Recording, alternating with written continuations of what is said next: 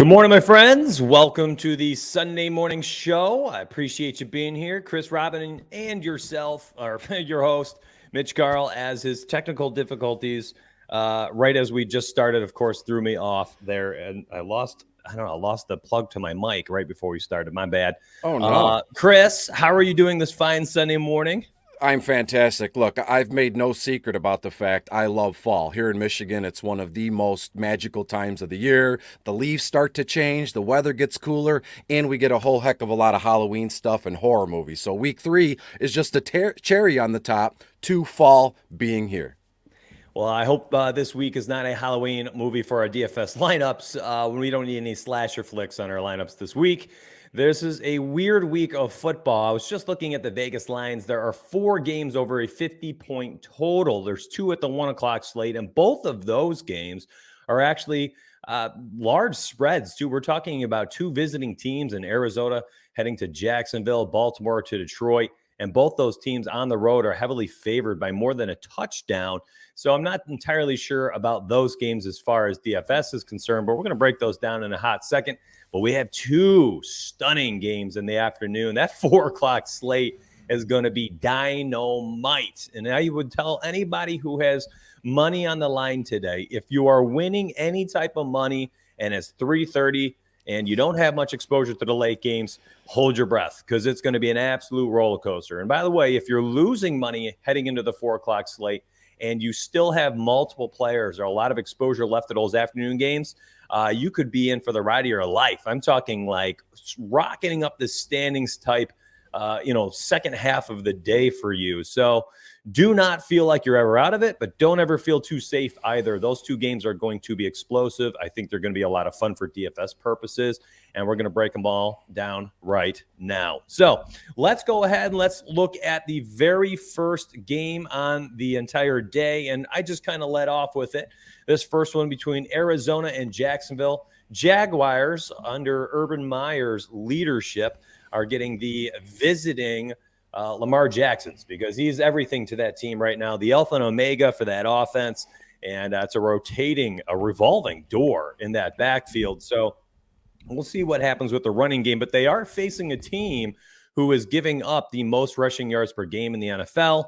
So if that speaks volumes for whom you should use on Baltimore side or not, that remains to be seen. We're going to dive into it. I'm going to kick it off to Chris here in a hot second for DFS.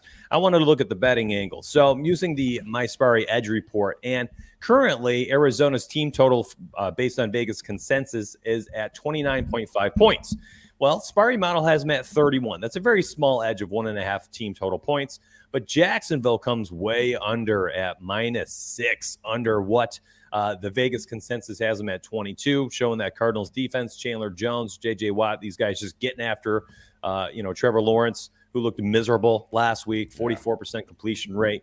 And it could be an absolute bloodbath. And the money line, Edge has Arizona favored. The spread actually is kicked all the way up to 15. Now, again, this is a 10,000 simulation model. So after 10,000 sims, the average, final score was a difference of 15 points for the visiting Cardinals. So Sparry model likes them. Chris, what say you for DFS purposes, my man? Yeah, this game is going to go exactly how we think it's going to go. As you said, just to repeat, Arizona's in Jacksonville. Jacksonville's getting 7 points when the line opened. It hasn't really shifted too much actually it has. They've given Jacksonville another half a point here. So the Jaguars get 7.5. The over-under in this one is 52 points. And I think every bit of this over hits here, and it's going to be mainly the Arizona Cardinals. I could see them, carrying this over-under here with about 35, 37 points here. And when it comes to Jacksonville, and I don't want to get ahead of myself because I have almost the same spiel for the Chicago Bears, but I'll just come right out and say it with Jacksonville. Urban Meyer looks, he doesn't look good as a head coach. He looks, in over his head. He looks outmatched, outwitted, outsmarted, however you want to put it here. And he's completely, suppressed Trevor Lawrence and his talent. He's completely made James Robinson look foolish, and it has nothing to do with either of the players or kids as themselves. Urban Meyer, I'm not sure if you heard this, Mitch, but after the game last week, I believe Urban Meyer said to Vic Fangio, that's the one, he goes, oh my God, the NFL it's different. It's like we play Alabama every week. And for a few days. I thought there's no way that's real. He wouldn't say that to another head coach. He's in the NFL. He's got the gig, the prestigious gig of all head coaching gigs, and he says it's like playing Alabama. He's referencing college football. So that tells me right there, this guy is unbelievably, in over his head here. And so for that point, I'm going to fade all Jacksonville Jaguars until further notice, until they can get some sort of, connection and they can get rolling a little bit. We saw in week 1, James Robinson, he gave him 5 carries, did a little bit better in week 2, but I just have a feeling that this Jacksonville Jaguars thing, it's going to be a roller coaster all week, and one I don't want to be on. It's like some Final Destination type roller coaster stuff. And again, I want nothing to do with Jacksonville. I tried Mitch the first 2 weeks, mentioned him on all the articles here with Team Rise or Fall, a couple broadcasts, and Urban Meyer made me look foolish. So I am fading Jacksonville from now into the foreseeable future. And so when it comes to DFS, obviously Kyler Murray, you're going to want him. Looking at his ownership percentages, which can be found on the Team Rise or Fall NFL Study Hub on DraftKings, Kyler Murray looks to be like 6.9% owned, which is very doable. He's going to be a massive cash game quarterback here. And let me scroll over real quick on FanDuel. And he looks to be 10.7% owned on FanDuel. So to me, Kyler Murray, those ownership percentages are nice for the prospective outcome at the end of the game. So again, I'm fading Jacksonville, and give me all the Arizona Cardinals. And one thing I will say, if you'll indulge me, Mitch, is we don't know what the status of DeAndre Hopkins is as of yet. Will he, won't he? Probably won't know until right before lock. So again, make sure Rhondell Moore is on your radar, the young rookie dynamo kid. He's only, let me double check, he's $5,600 on FanDuel, and then on DraftKings he's only $5,000. So that's how I see this game, Mitch, and I can't I'm not going to be sorry for the way that I feel about Urban Meyer in Jacksonville. It's just a shame. Yeah. Listen, we were talking Halloween, right? To start off the podcast here. My goodness, Urban Meyer is making that an absolute nightmare, that place. Just sucking the value out of what Trevor Lawrence could be providing here. And Marvin Jones is really the one guy I kind of am interested in this game, simply for the touchdown equity. It's not like this is an anomaly to start off the season with a touchdown in both games. He has shown off red zone prowess for years now. We're talking 3-4 years dating back to his Green Bay days. He is just somebody who scores touchdowns, or his Lions days. He's just somebody who scores touchdowns. And I think that if there's a game here where, Lawrence has to drop back and chuck the ball 45, 50 times, I think 51 times in the opener.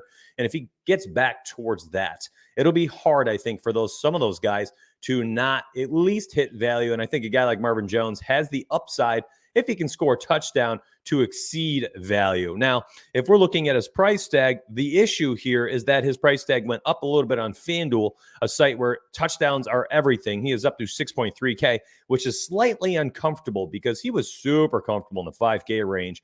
But in the 6K range, when I'm looking at the Arizona and Jacksonville team right here in the Study Hub filter, by the way. So the price tag is 6.3. We're going to look at some other wide receivers later when we do more of a position by position comparison.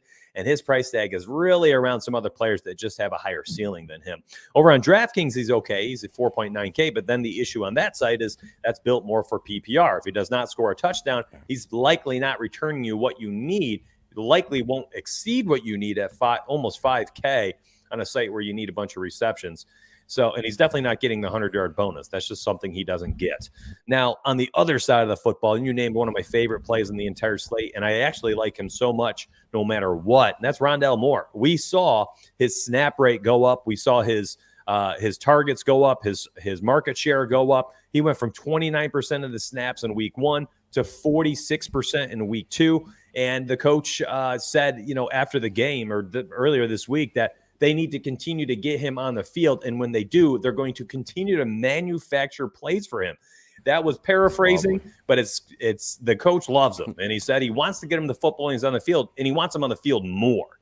So I like Rhondell Moore. I think his snap rate is going to continue to go up. I think, honestly, he started at 29% in week 1 simply because I think the playbook is difficult. It's a faster-paced team, and Cliff is a maniac, and I think that it just takes some of these guys to get used to it. And I think at his current price tag, I still think he's $1,000 too cheap. I referenced him maybe 2-3 weeks ago as the next Steve Smith Jr., man, or Steve Smith Sr. He is nasty. He looks just like him in the open field. I don't know if you caught that end of the game, a little 7-yard out route catch, and then he went back towards the middle of the field, looked like a rookie mistake, and he danced around like 4 people, got out of bounds again. He reminds me so much of Steve Smith Sr., just somebody who's just an absolute cheat code in the open field. So I love Rhondell Moore, and I will be playing him no matter if DeAndre Hopkins is there or not today. I love Kyler Murray. I think that if this team is going to blow out Jacksonville, it's not going to be on the ground. It's not going to be Chase Edmonds and James Conner. So even if this game ends up being a 15-point differential in the fourth quarter right now, and simply because Kyler is just looking absolutely all world to start off the season. We got another game here, Atlanta, New York Giants. This one's very interesting, actually. A lot of weirdly priced players where you're looking at them, you're like, well, that seems like a value. I kind of want to use this player this week. And you've got people talking about the betting angles all week. It's just an interesting game. Saquon Barkley's been a hot topic, somebody I've been even tweeting about and inquiring about from the public, like, why are you on this guy? What makes you like him so much in week 3 specific to Saquon Barkley? It can't just be his price tag, his value, and all this. We have people out there everywhere saying he's going to blow up this week. For you, Chris, is that going to happen? Do you see that coming to fruition? And where are you on the Saquon Chronicles? Yeah, I noticed what New York was doing for week 3 in terms of pricing and the matchups, the DVP, all that stuff. And to be quite frank, the New York Giants and Daniel Jones and Barkley, they headlined bottom of the barrel this week here on the site. And as the week kind of progressed, a lot more folks were kind of catching on to that. And I'm in no way saying that what I say or what I write can sway ownership percentages. I don't ever see a day where me alone can sway ownership percentages. But look, a lot of people throughout the week caught on to what the New York Giants can possibly do here against the Atlanta Falcons. And if you bring the Study Hub page up really quick, I tweeted out last night that everybody thinks that Daniel Jones and Saquon and their wide receivers here are going to be chalky. Well, look at what Daniel Jones, he's still only 5.3% on DraftKings. On FanDuel, he's only 4.2%. So all these folks that say, I don't want to play Daniel Jones, he's too chalky in a spot where if he doesn't hit, that old song and dance here. But to me, Daniel Jones is the perfect GPP play. And again, if you look around at social media and what we're doing here, it's such a small microcosm of the entire DFS community where you see, let's just call it, you see 15 or 20 people tweet about the New York Giants throughout the week. And then therefore, a large portion of folks go, I've seen so many people talk about them. That's just a drop in the ocean, just a grain of sand on the beach. So to me, the one player that's the question you asked me here about Saquon Barkley. I mean, he's reaching, fade levels on FanDuel. There's a big red circle next to his name on the ownership percentages. He's hopped over 20% ownership on FanDuel. DraftKings still at around 12.9%. But to me, he is in a spot where you can play him in GPPs or cash if you want. I hesitate to say he's a free square, but he's one of those players where he's expected to do one thing. Is he going to do that one thing? I'm not too sure, but I'm willing to take a chance with Saquon on FanDuel. If you look at his price here real quick, let me bring up bottom of the barrel. $6,000 on FanDuel, only $6,500 on DraftKings, and Yahoo, he's $24. So to me, of all the sites here, I would prefer to play Saquon on DraftKings. Now you're going to get, I would imagine the ownership percentage on FanDuel balloons up a little bit, but I still think it's safe here. In a way, we can get Saquon in a spot here where, a certain amount of folks think they know what's going to happen. You get a certain amount of folks that say, oh, he's too chalk for me. Just plug your ears and play Saquon and we'll see what happens. And I also love stacking Saquon and Barkley with like Kenny Galladay. And the one player that I can't believe is Darius Slayton. He is the least owned of the New York Giants wide receivers this weekend, or today actually. And that's what I'm looking to do, is look at the wide receivers, right? Shepard, Kenny Galladay, and Slayton. Which one do you want to choose? People go, well, I don't know which one to pick. I don't know which one to slot in my DFS rosters. look at it today, and whoever is the lowest owned, that's the guy you run with, and we go from there. But to be fair with you, Mitch, I do love that daunting four-headed stack here of Daniel Jones, Saquon Barkley, as I said, Darius Slayton. Wouldn't mind Kenny Golladay, and here's the kicker, Kyle Rudolph. He's only $4,500 on FanDuel, $3,000 on DraftKings, and $10 on Yahoo. I just see a case here where Kyle Rudolph, he does see more snaps at the tight end position than people give him credit for, than people know. Obviously, he blocks a lot here, but I could see Kyle Rudolph at those prices paying off big time with a red zone touchdown here. So don't say I didn't tell you so about Kyle Rudolph, who is also in bottom of the barrel. So that's about where my head is at now, Mitch. There's a lot to kind of, dig into in this game.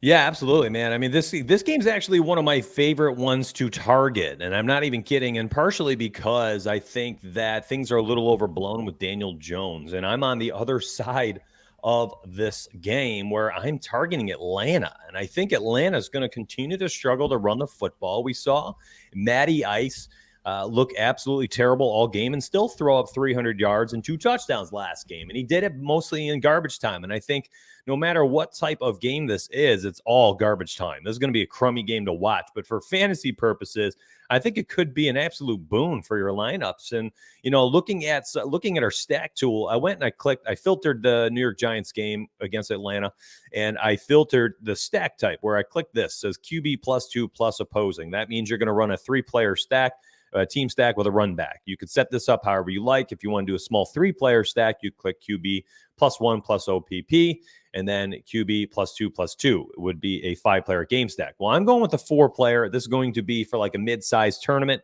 And when I'm looking at some of these stacks, I mean, what I love, and you had led off with this, and thank you for doing so. You had mentioned, when you're looking at the ownerships, everyone's talking about chalk, chalk, chalk, chalk. I think it's a little overblown as well. And certainly after our update yesterday, when we reran the model and CG did that for us, and we had the updated ownership and projections, when I'm looking at the ownership total for some of these stacks, they're very low on the Matt Ryan side, because Matt Ryan, Calvin Ridley is the highest owned guy we have projected, I think, in Atlanta at 11%. Kyle Pitts was close, like 9.5 or so.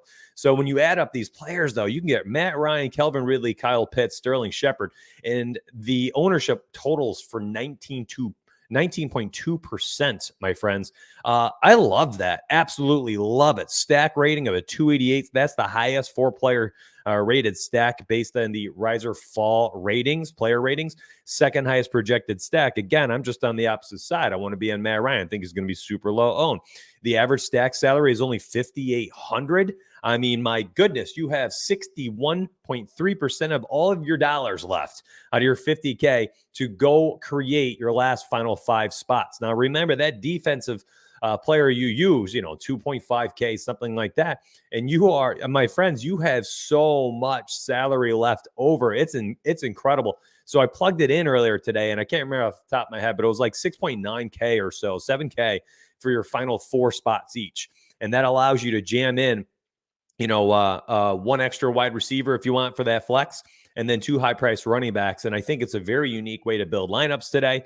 I think it's a really unique way to go ahead and target like a mid to large field tournament, because your stack itself is very low owned, and then you have all the money left over to do anything creative you want to do. And it also allows me to kind of leverage that Saquon Barkley ownership, which I've been quite vocal about. I'm just not there. I'm not there. I posted in the Donuts playbook yesterday. I wrote down 4 players I was pivoting away from Barkley with in similar price ranges that I think have a much higher floor and ceiling than Saquon Barkley does in week 3. And there were 4 names. I posted those in the playbook. So go ahead and make sure you take a peek there. So anyways, Matt Ryan, Calvin Ridley, Kyle Pitts, Sterling Shepard. I think you have 3 players who potentially get 10 plus targets each today, and a guy who's maybe thrown the football 42 times or so. So I love that stack. Is probably one of my favorite mid to large field tournament stack. So that is our stacks tool. If you've never seen it, wanted to take a peek and wondered what I was looking at. Let's go over to Baltimore and Detroit. This is another game where we have, a high total, again, similar to Arizona and Detroit, and Arizona and Jacksonville. Another high total game where the visiting team looks like they are extremely heavy favorites, and it looks like a terrible matchup for Detroit. This, I think, actually could be one of those sneaky shootout affairs too. Even if Baltimore ends up winning by 10, 14 points, whatever it might be. Neither team playing great defense. Both teams playing faster this season as well. Jared Goff, providing surprising value, whether it's during garbage time or not, continues to pepper TJ Hawkinson and move the football enough to have a couple games this year where he's had 18 plus in both starts. So where are you in this game? Do you think Goff is actually in play? And what are you doing with Lamar Jackson? You're running him out there naked. You're not touching him. You stacking him. What's the play for you, Chris? Well, here's the thing. I'm not too sure if people know I'm a big Detroit Lions fan. I just want to make that clear, just in case anybody was on the fence here. In this one, I believe, the theme the last few weeks, and I'll just say it again here, is this game is going to go exactly how we think it's going to go. From just an overall real-life football perspective, Baltimore is going to wallop the Detroit Lions, downtown today, and there's not much we can do about it. And if you look at on the study hub and the DFS tools, Lamar Jackson is the only player from this game that's, double-digit ownership percentage. He's 10.3% on FanDuel. He's 14.8% on DraftKings. Now, when you look at Jared Goff here, let me bring up my projections really quick if I can here. Yep, Jared Goff, here he is. I have him throwing the ball probably about 40 times. So I would imagine that Jared Goff is safe for about 275 passing yards, a couple touchdowns, nothing really much on the ground here. But at his price, it's not a bad move. He's only 2.1% owned on DraftKings, and on FanDuel, he's less than 1% owned here. I believe everybody is so excited and they want to get in on Baltimore in all formats today, and rightfully so, but you have to imagine, or you have to realize, Baltimore is the cash game king right now in terms of what they can do. The final here, I don't even think it's crazy. The over-under's at 50. I think Baltimore can carry the whole load with the over-under here. I have Baltimore winning like 41 to like 17 here. So to me, the play is not about the Baltimore Ravens. We've heard everybody talk about the Ravens till they're blue in the face. What can we do from a Detroit Lions perspective, right? Everybody always also talks about negative game script, positive game script. But to me, I'm not even talking about real life. When it comes to DFS, it doesn't matter who wins the game. Who's going to score the most points? I mean, that's broken down to its simplest form here. To me, Jamal Williams is probably my favorite GPP play at running back this afternoon. On FanDuel, he's only 1.9% owned. As it stands now on DraftKings, only 1.4% owned. And as you can see, Jamal is $5,600 on FanDuel, $5,100 on DraftKings. I think there's a case here where Baltimore gets up early and often. So we're going to go into like a predictive game script in my mind. It's not always fun, but here we are. I think Jamal Williams is in a spot to catch or see at least double-digit targets. Guy can catch 7 or 8 passes. Maybe he takes one to the house here. So to me, the best value in this game, bar none, is Jamal Williams. We know DeAndre Swift is in play. Obviously, he gets a bulk of the carries. He gets a ton of passing down work. And one more thing here, and it's chalks, no secret here. TJ Hawkinson has become one of the better overall fantasy football tight ends, and I don't think that changes here. So to me, give me all the Detroit Lions under the guise that they're going to be behind and they're going to abandon the run really quick. So I love the pass catchers in this one. And one more little nugget here. Quintez Cephas, second-year kid from Wisconsin, only 2.5% owned on FanDuel. On DraftKings, only 1.1%. If you saw what happened on Monday night, he went up in the end zone and it bounced right off of his hand. He tweeted out, I needed that. He's hungry for more. I firmly believe Quintez Cephas, tall kid, 6'4", I believe, he's going to be peppered with targets just to kind of make it right. He's in for action and he wants more. So I love this game from a Detroit Lions perspective, Mitch. Yeah, it's kind of wild. So here we are, dude. We are two people trust in to give them some quality advice, or at least tell them what we're personally doing. And they want to tail it. They want to listen. It's a puzzle piece for their They're gathering their puzzle pieces all week, and they're gathering their final few. And here I am telling them, stack Arizona. Don't worry about Jacksonville. You're telling them not to touch Jacksonville. Then the next game I say, I love Atlanta, New York Giants, some terrible looking game, low total, two crappy offenses. And you're over here saying, yeah, I love Detroit. We're going to stack up this team. You know what I love about it the most is every single team, every single player we've targeted and identified so far, these are low-owned players. You can tell we have a GPP mindset. It ain't for the people who want safe and secure analysis. We're not sitting here telling you to play, the best players in the world. We're trying to look for those guys who are going to win you a tournament. And we're also talking about stacks that are going to be lower owned. So I love that you mentioned Goff. Goff is actually somebody I am very comfortable with on DraftKings at 5.2K, I believe his price was. I was already slid over to the tight end position because I wanted to talk about TJ Hawkinson. So even though he's been playing some great football as of late, first 2 weeks, it is mind-boggling to me that we continue to get this guy at a discount. He is just 5.2K on DraftKings. He's being peppered with targets. He's led the team in target share, led the team in targets, led the team in receptions, led the team in yardage, and he leads the team in touchdowns. This guy is going to continue to be the everything in the passing game, and we can get him at a discount right now at 5.2K, and he's 6.3K on FanDuel, a very awkward price tag, which might lead him to be a little bit lower owned. Now, our projected ownerships are mind-boggling to me. I really, truly thought going into this week, I was like, well, I see two guys who are going to be 15, 20% owned at the position. TJ Hawkinson at 5.2, Kyle Pitts, whom we also just talked about that game at 4.9K. I think both of them get 10 plus targets today, playing from behind most likely, or at least in close competitive games. I think Detroit hangs with Baltimore for a long time today before Baltimore runs away with it in the late stages of this ball game. And I think that TJ Hawkinson is a tremendous play at a single-digit ownership. And again, this is, I talked about this on the Friday show. It's an ownership week where everything is just, the term that's in my mind is just flat. Everything's flat. It's flat ownership.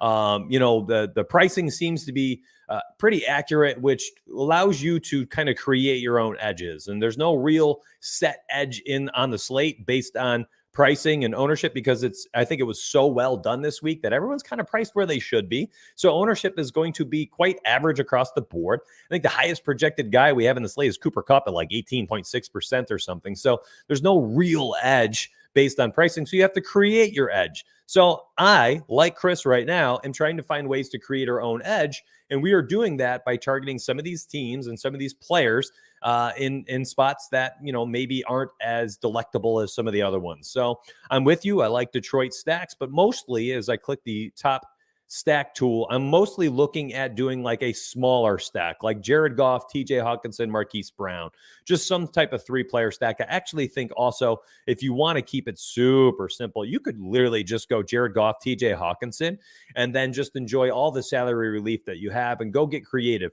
Now, if you do a lineup with Jared Goff and TJ Hawkinson to start off your lineup, you're going to need some secondary, potentially even tertiary correlation, which means if your primary correlation is going to be TJ Hawkinson with Jared Goff, you're going to likely want to do like a Tyler Lockett with Adam Thielen as a secondary correlation. And then maybe even adding in like Chris Godwin with Robert Woods in the third and fourth wide receivers, a third spot and flex spot, right? So you've added 2 different correlations outside of your primary quarterback to tight end stack. So if you build small correlation with your stack, make sure you add some more in with your other roster spots. All right.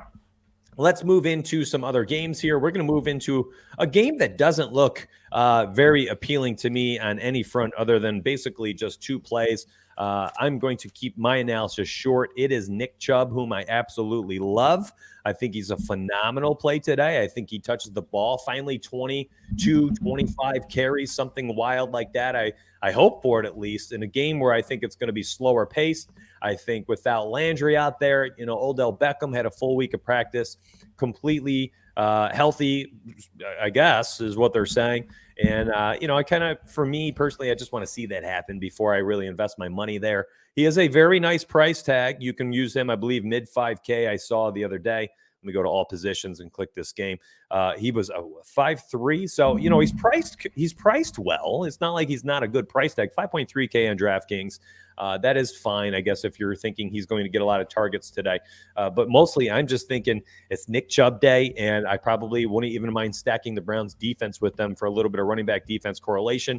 I think that, you know, yes, Justin Fields will move the football today, but I think it's going to be kind of sloppy. This offense really is not firing yet. And I don't know if Justin Fields can get them there today in week 3.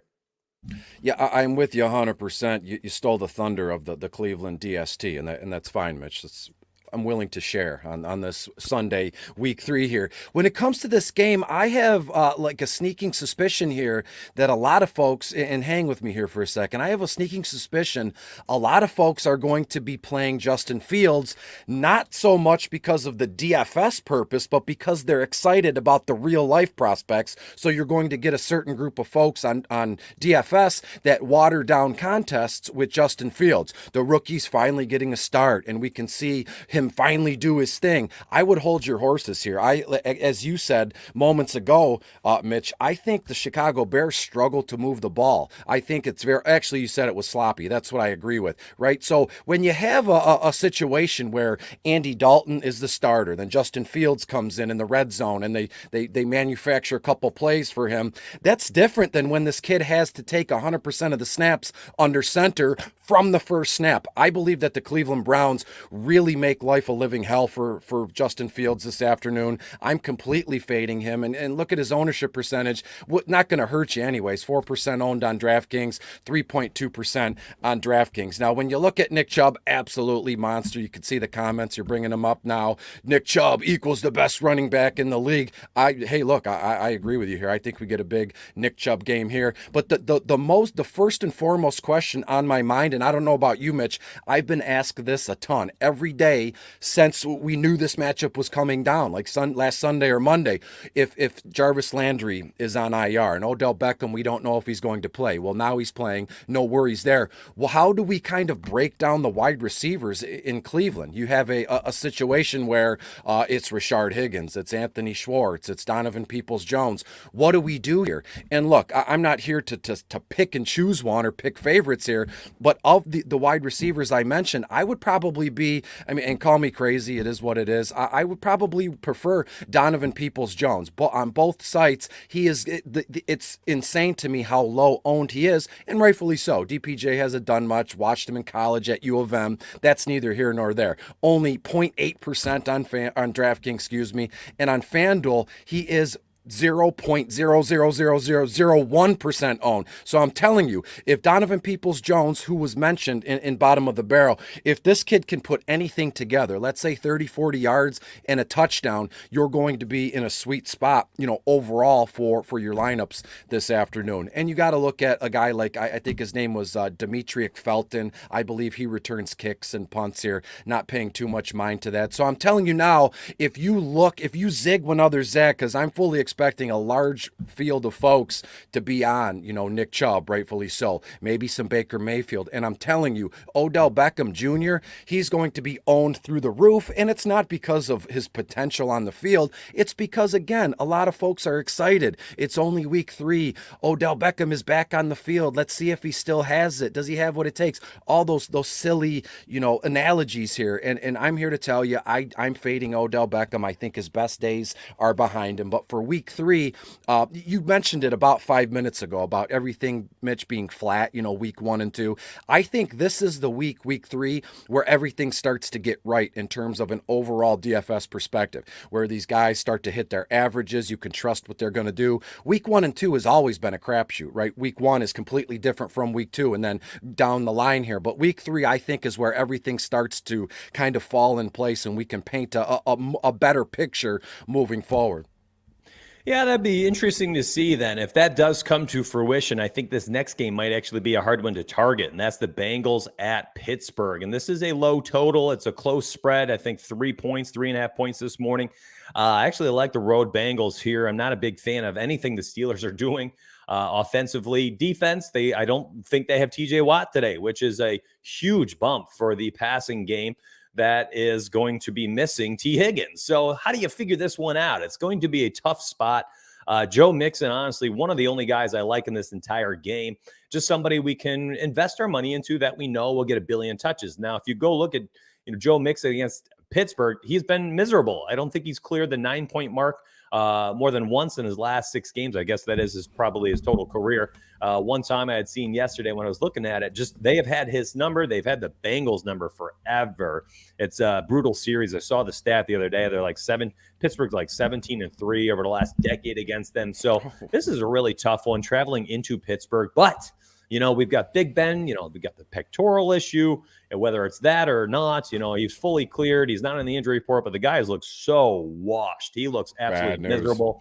And they are not going to have what has amounted to be his safety valve. Deontay Johnson not going to play today.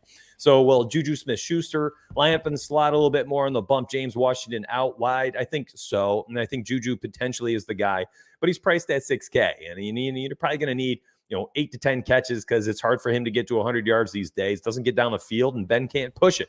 We talked about this together, you and I, earlier this offseason. Chase Claypool, slightly overrated this year, only because, not the talent, not the wide receiver, not even the situation for him, but, Big Ben just struggling as the season goes on to get the ball down the field. I'm sorry, but he ain't going to be able to do it in week 10 if he can't do it in week 1 and 2. So Big Ben struggling to push the ball past 20 yards. That's been established through the first 2 weeks of football, and Chase Claypool loses all value for me. And then Najee Harris, the only other guy I'm really slightly interested in this game, and same thing for Joe Mixon. It's two players who I just know, or at least I think will touch the ball 20 times today. My play of the day in this game is just the Bengals defense, man. They're 2.1K on DraftKings. I love them. I love them over there. And FanDuel 3.6K, you don't really need to go there. There's other defenses that are tremendous. You pay an extra $500-$600 for, and I think you have much more upside.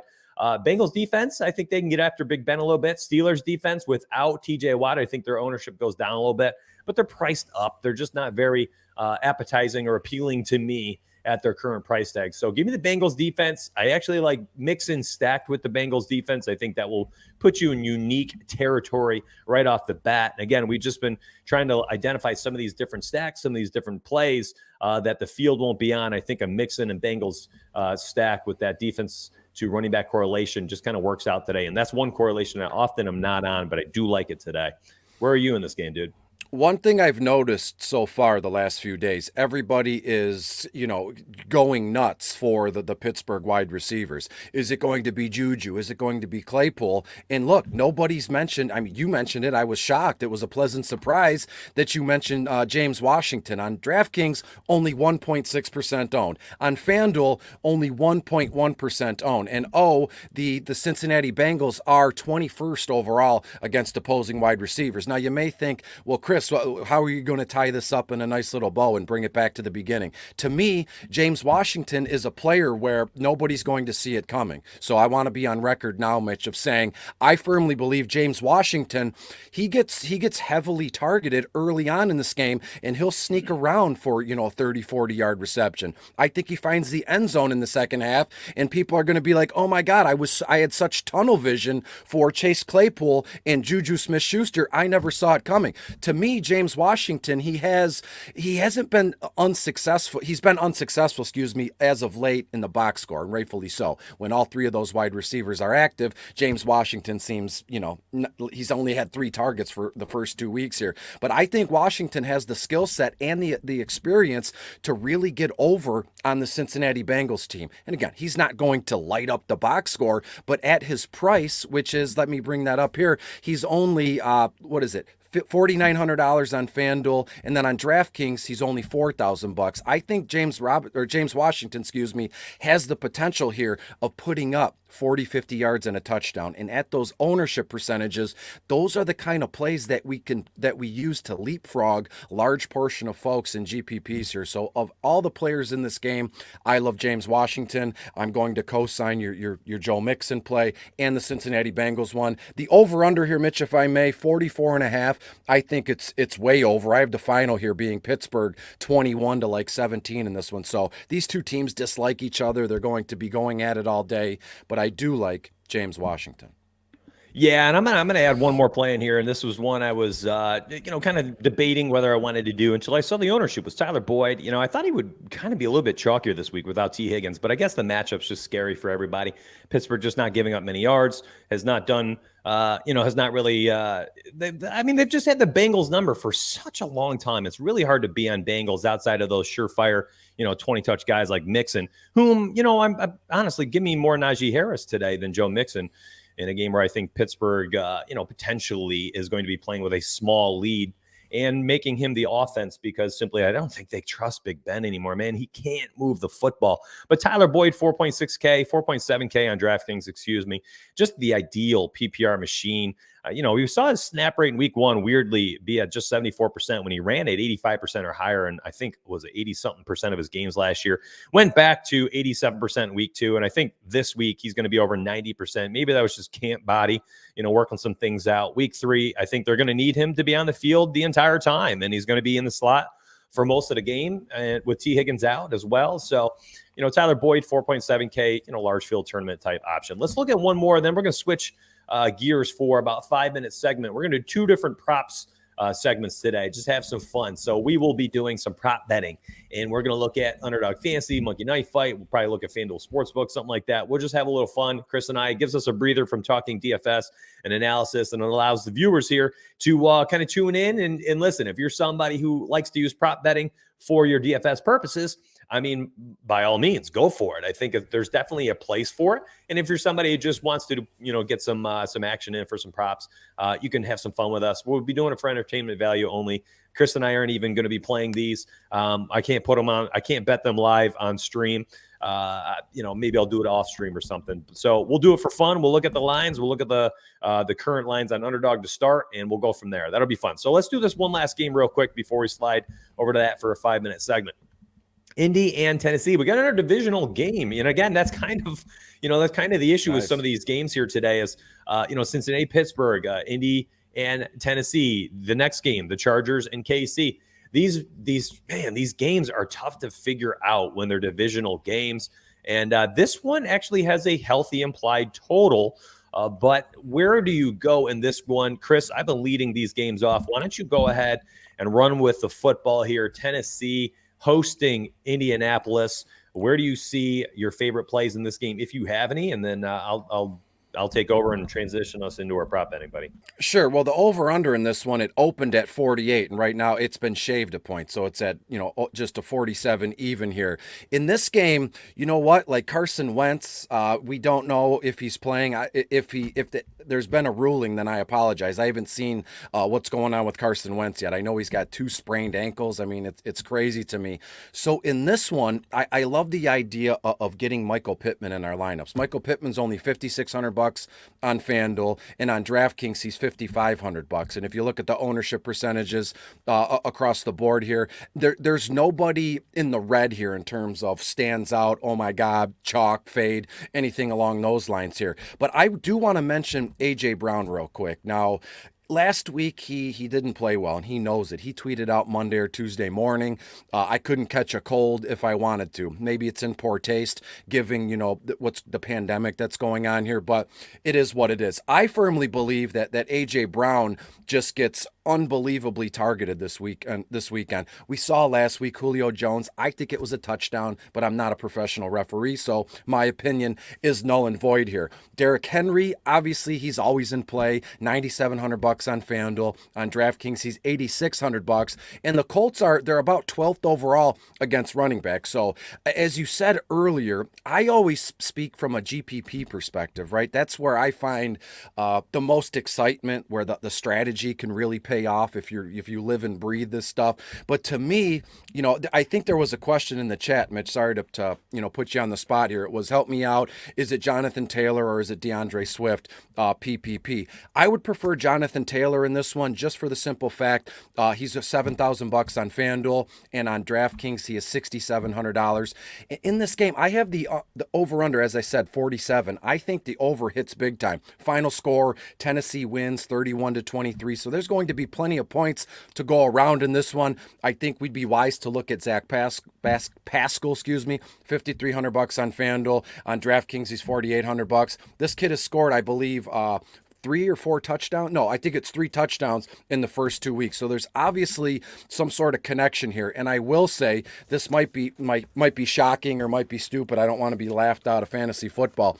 If Carson Wentz is unable to go this afternoon, look at Jacob Eason, $6,500 on FanDuel, $4,000 on DraftKings. And again, I'm not building my lineups around Jacob Eason and then throwing in Jonathan Taylor or Zach Pascal here, but I think there's a slight chance, and I know this is crazy. I make bottom of the barrel, so I'm always thinking off the wall here. I think there's a case to be made in a big GPP here that if Zach Pascal gets a hold of a couple touchdown passes, there will be some value here. And again, he will be, I don't even know if he'll be owned. If you have Jacob Easton in your lineups, you might be the only person on earth to do that here. So this game, I'm with you. It's exciting, but it's going to be hard to gauge in this one. Indianapolis is getting 5 points. That tells us a little something. And I will mention one more time in passing, the tight ends in this game, Jack Doyle, Mo Alley Cox. I love them from a DFS perspective. It's just something about this game here. We looked at seasons of past where Mo Alley Cox he's athletic. Jack Doyle's just kind of in the middle of the field. He's a brute here. So what I say, stack both Indianapolis Colts tight ends, but I would choose one of them, and it would probably be Jack Doyle, Mitch.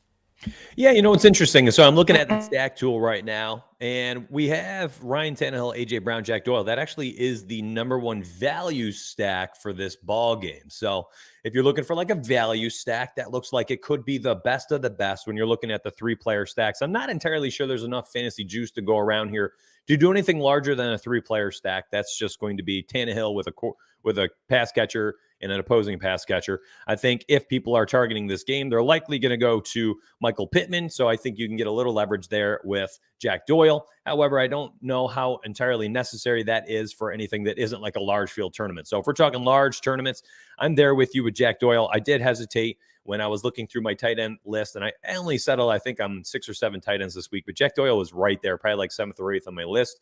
So maybe I'll reconsider that one for sure. Michael Pittman, 5.6 on, I think, DraftKings. I like his price at 5.5 on DraftKings. I like his price tag on FanDuel, actually. I do think that this is a game he could potentially score. Wentz, I don't know how he sprained both ankles. It looked like he did it on one play. It was very awkward on that scramble as he was heading out of bounds, I believe. And looked like he tried to do a weird jump cut or something and just rolled both ankles at the same time. Very bizarre. Jonathan Taylor leads the NFL in carries inside the 10-yard line. I don't know what that means for DFS, but I think anytime you got a guy like that has potential touchdown equity, I'm on it. Tennessee has not really been able to stop anybody as of yet. And Jonathan Taylor at 6.7K on DraftKings, 7K on FanDuel, actually is probably one of my top 5 favorite running backs in the entire slate. I know we have, 36 or so viable options today because of all these committees and 13 games, but Jonathan Taylor up there is one of my favorites. Single-digit ownership on DraftKings at 5.9K. Always under-owned on DK because he just doesn't catch that many passes. 6.7K, I mean, this could be a game, and he is very similar to Nick Chubb for me. I think both Jonathan Taylor and Nick Chubb could be 20-plus carry guys today. And, if they get that, they always have the upside for 2 touchdowns. I am actually intrigued today at using both Taylor and Nick Chubb in the running back spot for a lineup to start off a lineup and then build my stack around that. I think both guys being, 10% or less owned running backs with the upside I think they both have today. We're talking, 22-point floor if they can get to 100 yards and 2 touchdowns each. And then you're getting the bonus. I mean, it could be just an absolute eruption for your lineup. So the FanDuel price tag on Jonathan Taylor, very fair as well. I think probably even better than the 6.7 on DraftKings because the touchdown equity is everything on FanDuel. And if you can get yourself a guy with, multiple touchdown upside in Jonathan Taylor, which I think you can, and plug him in also with Nick Chubb at 7.8K on FanDuel, I love the beginning of that lineup. Let's slide over. Let's do it right now. Let's have some fun. We have not done this before. And, we just kind of talked about it before the stream started too. And I was like, hey, dude, you want to try this out? I think it'd be kind of fun. The underdog guys have been really kind to the Rise or Fall family, gave 100 plus members all sorts of goodies for the season and matching their promos and all this stuff. So I'm going to share this right now in the link. So this is a promo that they gave us to give our members. When's it starting? Cool. Thank you, numbers guy. Appreciate you. By the way, if anybody's been enjoying the stacks tool I've been showing, that is from our dude, numbers guy. So thank you very much for your hard work, M. Val. Appreciate you, man. All right, so this this link that I just dropped in chat for you. If you use that link, you use promo code Donuts, they'll give you $25 immediately into your account, which you can use today. So you just deposit, I think $10 is like the minimum, and then they deposit 25 in your account. So, drop $10 in there and you get 35 to play with. And, listen, it's a site where everybody was pushing for best ball because it was so much fun, it's hard not to like it. But they have pick 'em, and this is what you and I are going to cover today. This is pretty cool, my man.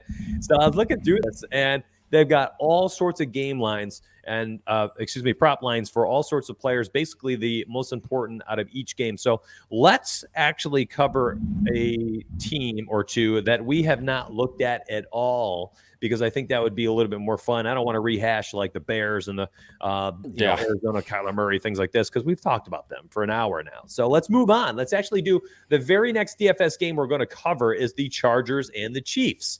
So we've got incredible lines. I don't know if you can see what I have on the screen, Chris. If can you see it on your end? Are you watching? Are you able to see it in StreamYard to see what these lines are? Do I need to blow up the screen for you? I can see the players, but in terms of the actual numbers, it's still a little bit fuzzy. But all right, no problem. Yeah, there we are, right there. I can see that now for everybody. Okay, so we've got Justin Herbert here, 23.95 fantasy points. Okay. Justin Herbert, my friends, is absolutely shredded Kansas City in his first two games last year. Looked tremendous against them.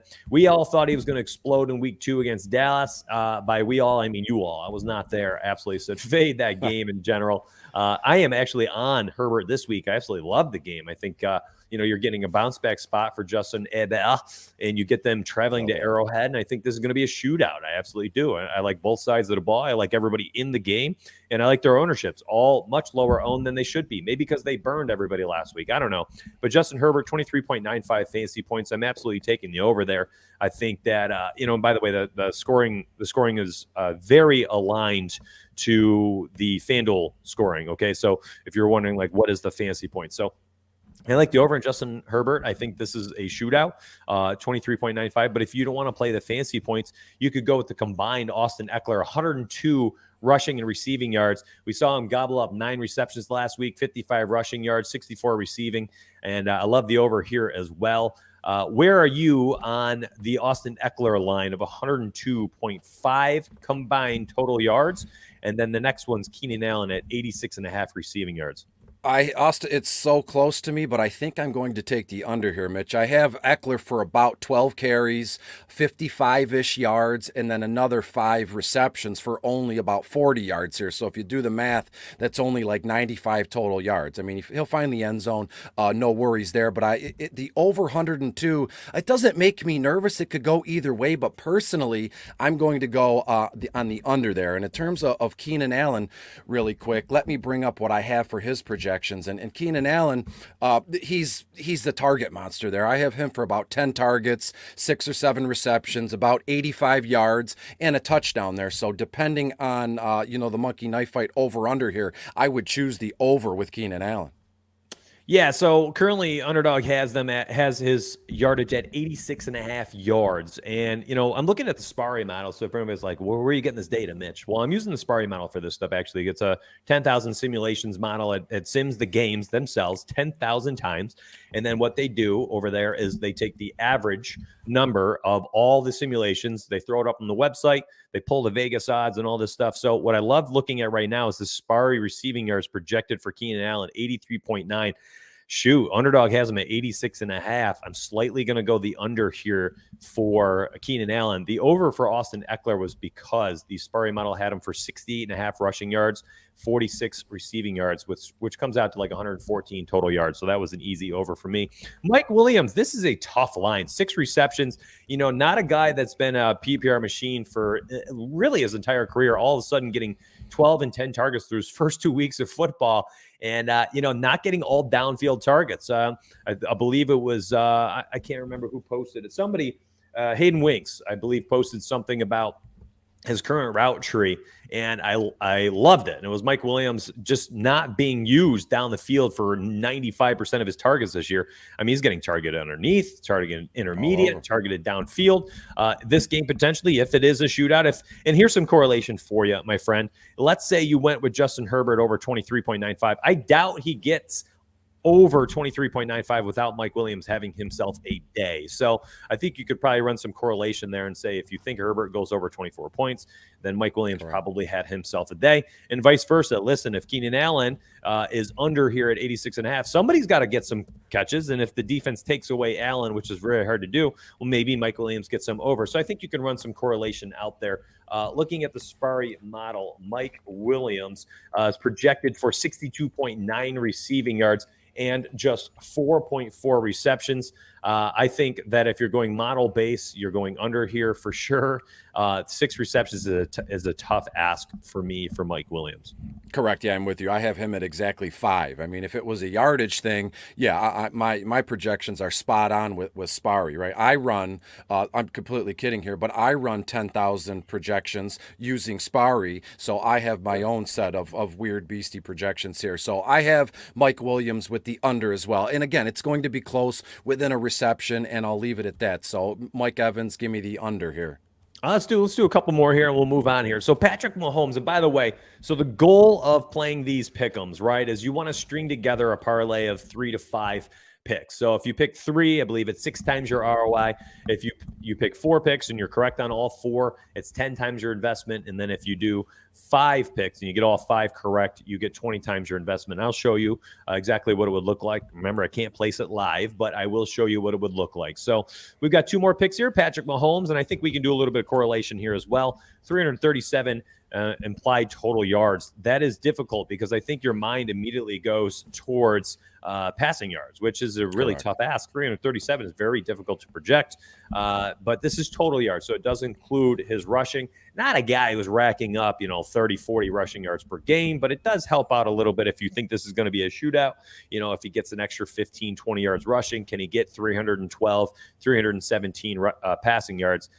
That is a very tough line for me. I'll let you lead off of that simply because I think it's tough and I don't want to do it.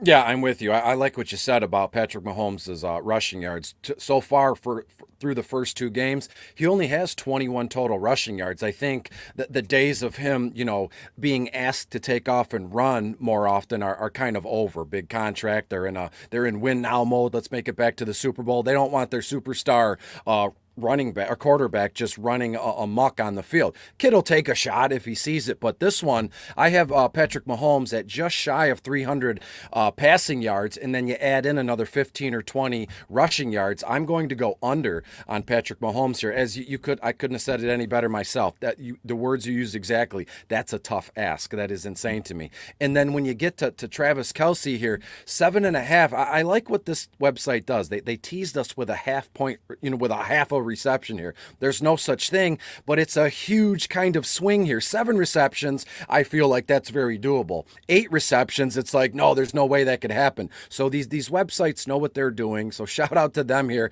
And I'm going to go under as well here. I have Travis Kelce for about 6 receptions, 75 to 80 yards. He'll find the end zone, but I'm going under on both Mahomes and Travis Kelce here. So our man CG, that's Chris Galligan, the projections, the model wizard over at teamriseorfall.com, just yelling blasphemy on these calls we're making for the Chiefs. He is a big proponent of running out both the Mahomes stacked with Tyreek Hill and Travis Kelce. We've done some research on how many times that has worked over the last year, and it's ridiculously high. So I believe 5 out of 9 main slates that they were on they had combined for 80 plus together when you use those 3. So, wow. I see where he is. I understand it. Listen, let's just keep it to underdog, and we're going to scroll up. I'm going to minimize my screen a little bit. I had blown it up so y'all can see it at the same time here. So again, remember, if you string together the picks in the way that you do, so it's 2 picks is 3 times, 3 picks 6 times, 4 picks is 10 times your ROI. If you get, funky here and you're putting in, 5 picks, you get all 5 correct, it's going to be 20 times your investment here. So $400 payout on your $20. Okay. Now, if we removed one and we took away their 1 pick, now we're down to a 10 times ROI. If we removed Keenan Allen, now it's just a 3 picks. So 6 times ROI. And if you just like 2 of them, you're just going to say, I don't like Mahomes, his total yards. I don't like Kelce. I'm taking under. Well, you just need this to hit. You get both picks correct. Your 20 times $20 turns into $60. So again, if you want to check them out, you want to use it, promo code Donuts over there. I put the link in chat. You guys can try it out. Let's kick it back to some DFS and Chargers and KC. for this game. It's going to be one that I think will be exciting. It kicks off our 4:00 slate. Honestly, it's got a nice, healthy total. This game looks like an absolute shootout. The betting model says, play the unders. So, depending on what side you are on here, betting model saying under, Team ResFall saying this game looks juicy. So, where are you when it comes to both these teams, and who are you going to be investing your money into in this game if you do? Well, in terms of just overall betting, the over-under in this one is at 55.5. I think that just smashes. I have the final here, like 35-31 here. So there's going to be plenty of points to go around. From a DFS perspective, it's the same cast of characters. Mahomes, Hill, Kelsey, and then Justin Herbert, Austin Eckler, Keenan Allen. But from a GPP perspective here, Mitch, I love the idea of Jalen Guyton. If you look at this kid, $4,700 on FanDuel.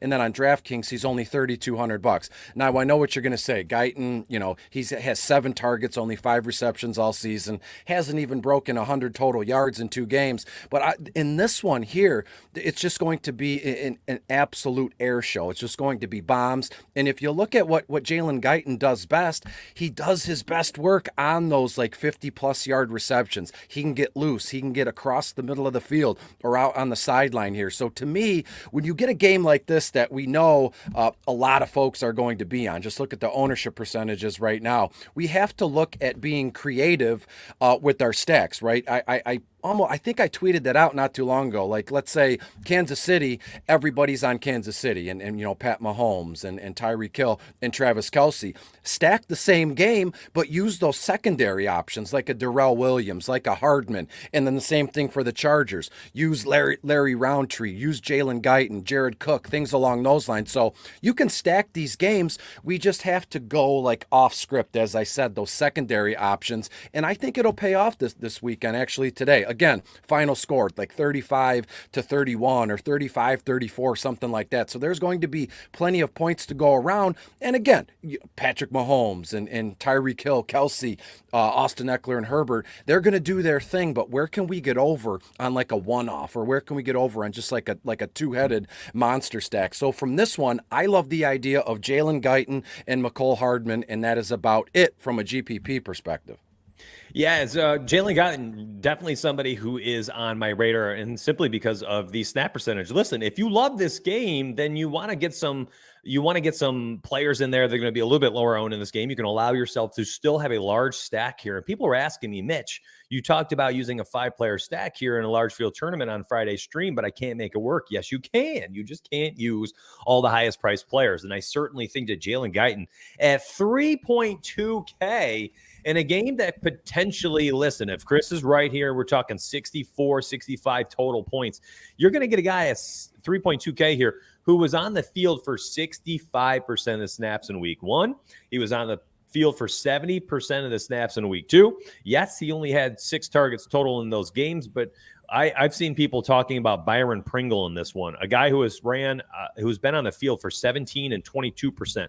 So if those people have made you want to play a guy like Byron Pringle in a main slate to be stacked with Patrick Mahomes at 17 and 22% snap rate, where he's garnered just 3 total targets, why in the world are you not comfortable playing Jalen Guyton at 65 and 70% snap rate and 6 total targets? He's doubled the targets and he's quadrupled the snap share. So I like Jalen Guyton. I almost wish you didn't mention him on this stream and he just stayed in the bottom of the barrel for us, stayed on the website for our members, but it is what it is. That's a beautiful one. I think Guyton absolutely in play for large stacks, especially as a 5th player to add in for correlation. I think that makes your lineup incredibly unique. Sub 1% ownership, just likely not even to get touched outside of being stacked with some of these teams. Now, Justin Herbert, I talked about this. He was, the second highest owned player last week, 11% owned on the main slate, $15 for DraftKings, 14.8% for Dak Prescott across from him. You are now getting both of these quarterbacks at sub 10% ownership this week. What is happening? I am all over this game. I love it. You have the best quarterback on earth. Patrick Mahomes, the best quarterback on earth. I'm sorry, Aaron Rodgers. And he has the 2 best playmakers at their positions. No one's better than Tyreek Hill at wide receiver. No one's better than Travis Kelce. Both those guys, and by the way, you could say Travis Kelce wide receiver. I don't care. Correct. Both those guys, there's nobody who can really, honestly, take over a football game or garner as much attention as either of them in the entire NFL. And they just happen to be both super healthy right now and on the field together on the same team behind, Patrick Mahomes, the best quarterback in the NFL. So this trio, I'm right there with what CG had said earlier, where he loves the 3-player stack, and so do I, because you're getting all 3 of them at super low ownership for what type of upside they have. And it's very bizarre to me, and I don't understand where the field is going or what they're doing, because when you plug that 3-player stack in and you're looking at them, and I'm going to plug this in right now, it's just a simple 3-player team stack. Yes, it takes 41%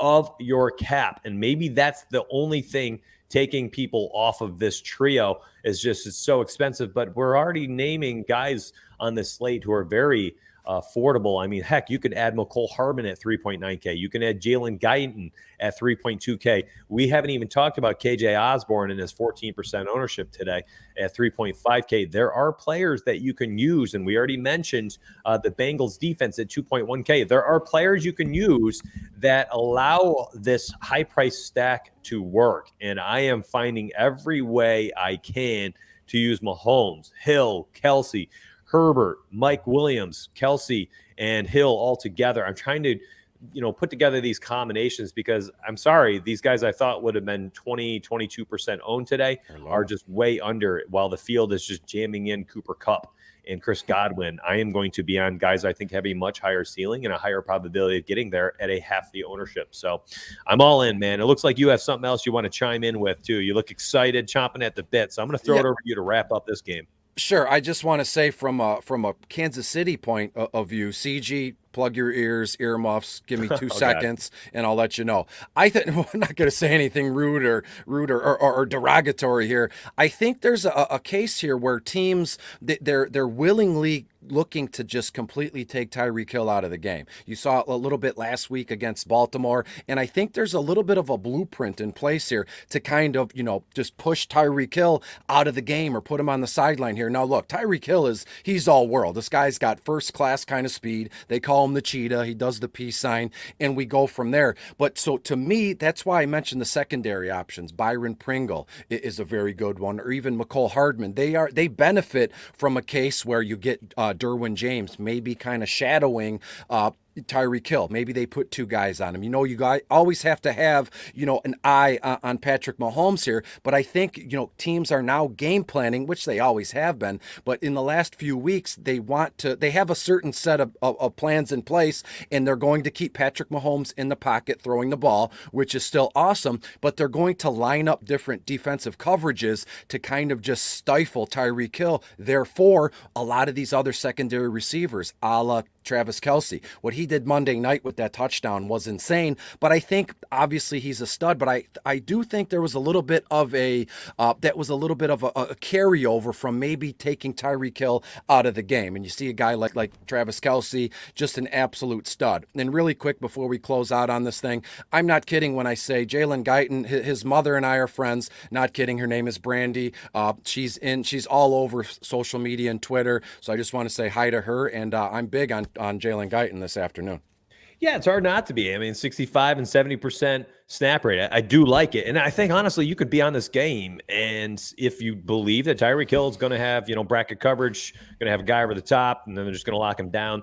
I mean, that's hard to lock him down. But if it does happen, then Travis Kelce's going nuclear today. There's no way he doesn't. If you think Hill's getting stopped, Kelce's getting 10 catches, 120 yards, touchdown or 2. And then McCole Hardman, in that blueprint that you saw last week where that did happen, the man was on the field 78% of snaps. He got a snap rate increase. And on top of that, he had 8 targets. That's the second most of his career. So if you think that's going to happen, and it does again in week 3, then McCole Hardman absolutely needs to be in some of your lineups today at just 3.9K on DraftKings, a guy who can get 8 to 10 targets if that happens. And this game is a shootout. And if you plug, honestly, you could plug in probably Patrick Mahomes with Travis Kelce, McCole Hardman, run it back with Guyton and like Mike Williams or Guyton and Keenan Allen. And I am fairly certain that you will not be duplicated in a tournament. That's a great like Millie Maker type stack You have two very low-owned players in both Guyton and McCole Hardman. You really only need one of them to pop off. You have tons of salary left over, and then you can go and get like some touchdown equity at your running back spot in that flex position. Go up to like Keenan Allen or something. You're looking great. So I love that stack. I love that spot. Let's move on. Miami and Las Vegas. This one, I do really like the Derek Carr side of things, and I am not touching any Miami players. So this is a game actually where we've been talking about putting together some team stacks instead of game stacks. And with Will Fuller back, I don't know who you can target, right? It's Will Fuller, Devontae Parker, Jalen Waddle. I think they all kind of take away from each other. Mike Gesicki's still there, of course, and he got targeted the most on that team as soon as Jacoby Brissett entered the ball game. So maybe he's the guy you target on the other side. I don't know. I'm just not there. I'm not on Miami. I do like Las Vegas. I think they can't run the football. And again, they had, I think, 8 carries for 10 yards out of Kenyon Drake last week or whatever it was. It was something miserable. I think it's the same blueprint this week. And Miami's been a good defense over the last couple of years as well. Las Vegas at home here has thrown the football 93 times in the first 2 weeks, on pace for 790-something attempts, something ridiculous. And Derek Carr, I think, has to throw the football out of necessity again another 40-something times today, which puts me all over Las Vegas. I love Henry Ruggs, had 7 targets, finally was able to put it together, got down the field, showed off why he had that, the upside that he had in year 1 that just did not come to fruition. Maybe it does now in this year 2, and he takes a step forward and he gets targeted down the field. The guy is an absolute burner and had over 100 yards and a touchdown. Can he catch another bomb today? I think so. He's always going to be in play for one of those. He's going to be a very volatile DFS option. And then what I like most about this game right now is just that Darren Waller's ownership, single digit on DraftKings, FanDuel 13.2%, but single digit on DraftKings because of where his price tag is. We talk about awkward pricing often, right? Where there's fear, there's opportunity in DFS. And Darren Waller at 4K is a very awkward price that, invokes fear in the people trying to put him in your lineup. They're going to look at that price tag and say, give me Travis Kelce a little over 8K. I just spent $800 more. Go give me the guy with highest floor, highest ceiling position. I don't want to touch Darren Waller. And instead, they're going to go down the salary scale. They're going to go get some of the other players like Rob Gronkowski, Kyle Pitts, TJ Hawkinson, all mid-5K, 5.2, 4.9K for Pitts. And so they're going to go up to Kelce, skip Waller, go down to those guys, which allows you to grab Darren Waller and his 19 target upside, apparently, at a single-digit ownership. Yeah, I love Derek Carr, Darren Waller, Henry Ruggs, and I don't even think you need to run it back. I think you could run out that 3-player stack right there, and you could have, a trio of people who get 22 total targets together, and it's not even an expensive stack today because of the price tag of Derek Carr at 5.9 and Henry Ruggs at 5.2K. So where you are in this game, I am very intrigued to see because it's a weird game. It's one that could be like full of fancy goodness, or completely could sink your lineups today. Correct. Now, if you and I are cut from the same cloth, Mitch, we have that old school DFS mentality where stacking 2 running backs from the same team is like unheard of. You must be a fool. Don't do it. But today, as it stands now, Josh Jacobs is doubtful to play this week. So we're going to get a steady dose of Kenyon Drake again and Peyton Barber. I mentioned Peyton Barber in Bottom of the Barrel, which was published, Tuesday afternoon. I mentioned him on a couple broadcasts, and people, they couldn't believe it. They either made fun of me or they just kicked me off their show. They said, you're a dummy, Chris. What are you talking about? Well, if Josh Jacobs is not active today, I could see a case where Kenyon Drake Peyton Barber sees yet again double-digit carries. I have Kenyon Drake and Peyton Barber for a combined 25 to 27 total carries. You're looking at each guy will score a touchdown here. And look at Peyton Barber, only $5,600 on FanDuel, $4,300 on DraftKings, and then Kenyon Drake, $5,700 on FanDuel, $5,500 on DraftKings. So I'm going to say it now. It's in writing. I want it noted that I am going to be stacking both Vegas Raiders running backs this afternoon. Peyton Barber, Kenyon Drake. Now, I know you said it moments ago. The Miami Dolphins defense has been okay, formidable, but now they're 27th overall against opposing running backs here. I don't see a case where Derek Carr, who I love, and Vegas is undefeated right now. I don't see a case where Derek Carr needs to throw the ball 45 or 50 times here. I think we're going to get a steady dose of both running backs. Yes, Peyton Barber and Kenyon Drake. I'd scream it from the mountaintops, Mitch, but there are no mountains here in Michigan, so I'm here with you on the broadcast to say it. Make sure you get a long, hard, honest look to Peyton Barber, $5,600 on FanDuel, only $4,300 on DraftKings, and then again, Kenyon Drake, $5,700 on FanDuel, $5,500 on DraftKings. And when you look at the screen,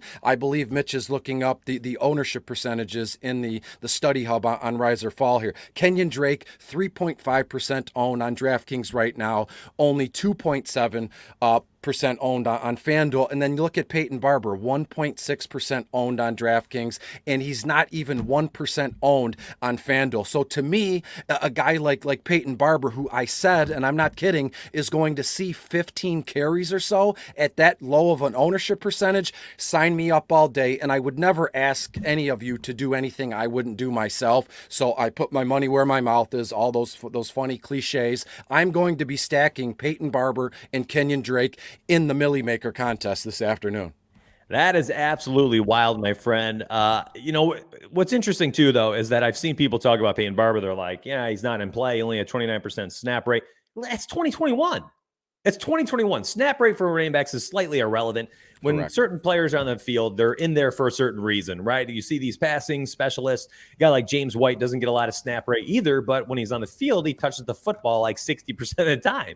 So Peyton Barber on the field for 29% of the snaps last game ended up getting 78% of the running back, or 78% of the touches when he was in the game. I looked that one up. That was a bizarre stat. So when he was on the field, they were literally like, here you go, Peyton. Here's the football. Go get us 3 yards rushing. He is a guy we have seen who has done very well in years past inside the 5-yard line. Very high touchdown rate, one of the highest in the NFL over the last 4 years. So Peyton Barber, could he go out there and get 15 carries, 40 yards, 2 touchdowns, and then you're getting Kenyon Drake out there, maybe 80 combined, 6-7 catches.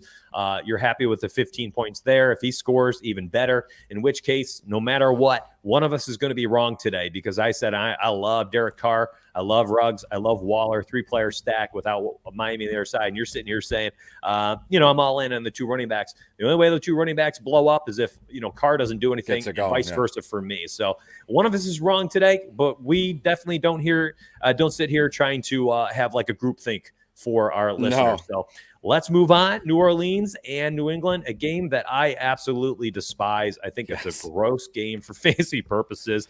I like both Damian Harris on FanDuel 6.2 because of the touchdown equity, and I like Alvin Kamara for PPR equity at 8.2. Both are lower ownerships. 6% for Damian Harris on DraftKings, 9% on DraftKings for Kamara, and then on FanDuel, Kamara at 12.9%. He is very affordable at $8K on FanDuel. I actually love that. Guy scored 18 touchdowns last year. And then Damian Harris is 7%. Touchdown equity through the roof, has scored a touchdown in both first 2 games. He's getting close to 20 touches per game. Just 6.2K on FanDuel. I love both guys. Damian Harris, 42 total touches through 2 weeks at just 6.2K. Home team, favored is always a really nice person to target, and the guy who has averaged 21 touches per game. So, and again, snap rates totally irrelevant. Just 53% of snaps, 41% of snaps through the first 2 weeks. On there, I like Damian Harris a lot. I don't really want to use anybody else in this ball game. I don't know where you are, but maybe you have another gem for us here.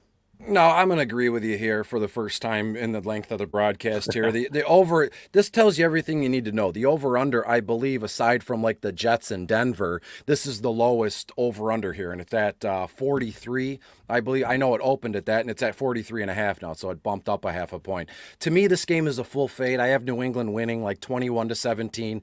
Not much going on, and then if there is, a touchdown here and there, who's it going to be? Is it going to be the regular cast of characters? Alvin Kamara, or is it going to be, Damian Harris? I think Mac Jones finds the end zone on the ground this afternoon. So to me, the only person that I'm willing to kind of go out on a limb for here is James White. Worked out well for us last week. He was in bottom of the barrel. I mean, I was all in on Jay White. I made graphics and everything, and that felt good. So looking ahead to this week, he'll have a modest 4 or 5 carries. He'll be targeted, 6, 7 times. He'll catch 4 or 5 of those.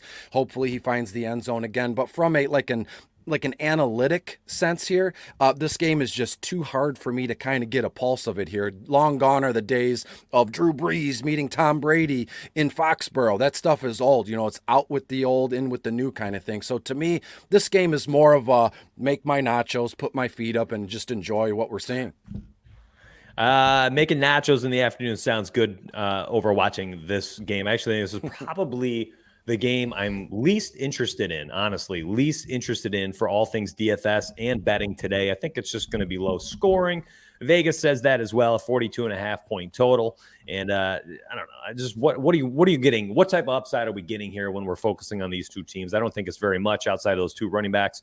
And both of them need to score a touchdown for them to really provide the value you need in your lineups. Now, this next game is another one that I think is actually kind of gross as well. And I know Tevin Coleman being out is something everyone's shouting, play Ty Johnson, play Michael Carter. But listen, the guy only had 5 touches last week.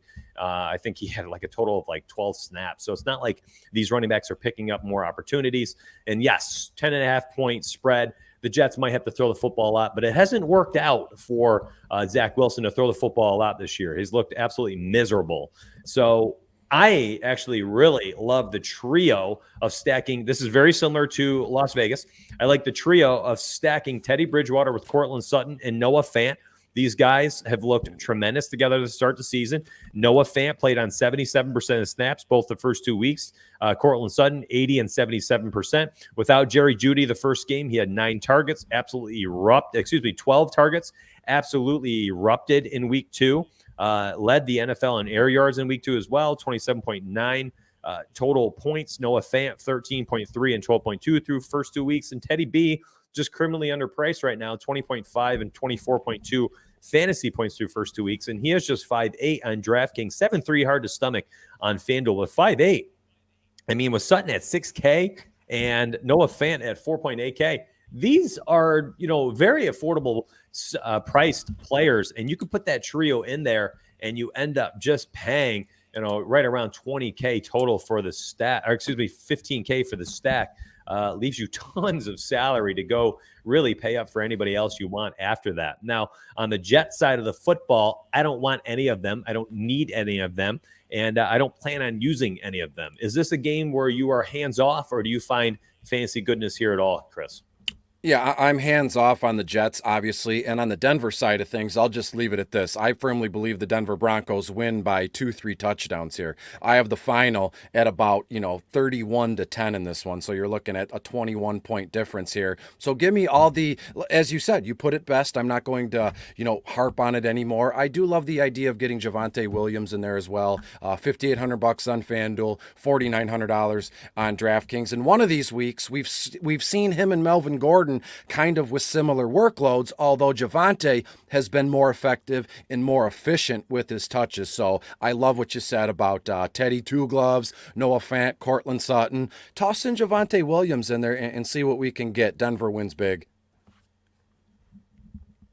All right, well, if that ends up happening, then let's go with Teddy Two Gloves at 5.8K. Stack them with a team stack. Don't run it back with the Jets. You heard it from both Beastie and I. We agreed on something today. Shocking. Here we go. Seattle at Minnesota, my friends. Now, this is actually probably my favorite spot to target on the entire slate today. I think there's going to be a bunch of lower-owned plays, and I don't understand why. I honestly just don't get it. If everyone's going to be playing Matt Stafford, Cooper Kupp, and all these guys, we have tremendous upside here, and the pricing on these guys seems better to me. I really honestly don't comprehend this one. This is my number one stack spot. This is my number one game to target today. I think it's an absolute shootout, like legit, like 68, 70 point shootout. Neither team playing very good defense. Dalvin Cook potentially missing this game. I was just looking it up. It looked like Shefty posted something a few hours ago. Unless I missed something else today, it does not look like he is looking very good. Schefter said as the week progressed, less confident tone that Dalvin Cook would play. Didn't practice all week, so we'll see how he goes during pregame warmups. It looks like he's going to be tested, unless there's another tweet I missed earlier today, or excuse me, over the last hour or so. I'm not too sure what to do about Dalvin Cook. So we'll have to pay attention. The beautiful part is it's an afternoon game, so you'll have some time to adjust. But here we are with Kirk Cousins once again being criminally underowned, underappreciated, and undervalued. 6.3K on DraftKings. I talked about it in the playbook. I don't want to go ad nauseum here on this and really give away all my edges that I am giving to the members through the playbook, but I'm loving Kirk Cousins today. I think this game is the spot to be targeting to win yourself tournaments. Alexander Madison, I will probably not even touch today if Dalvin Cook is out. I think everyone always overreacts to Madison whenever he gets a start. We've seen him have one good start his entire career. I think week 17 last year had 100+ yards and a touchdown. He has been terrible throughout his career when he gets an opportunity. Yeah. The only spot I would potentially look at him on would be FanDuel at 5.2K if he ends up getting the start, and only because he's a late pivot. And I would only pivot to him in lineups where they're dead in the water. Meaning, if I have, who's a higher owned running back? Joe Mixon, Joe Mixon today, a 15% ownership on FanDuel, somebody like that.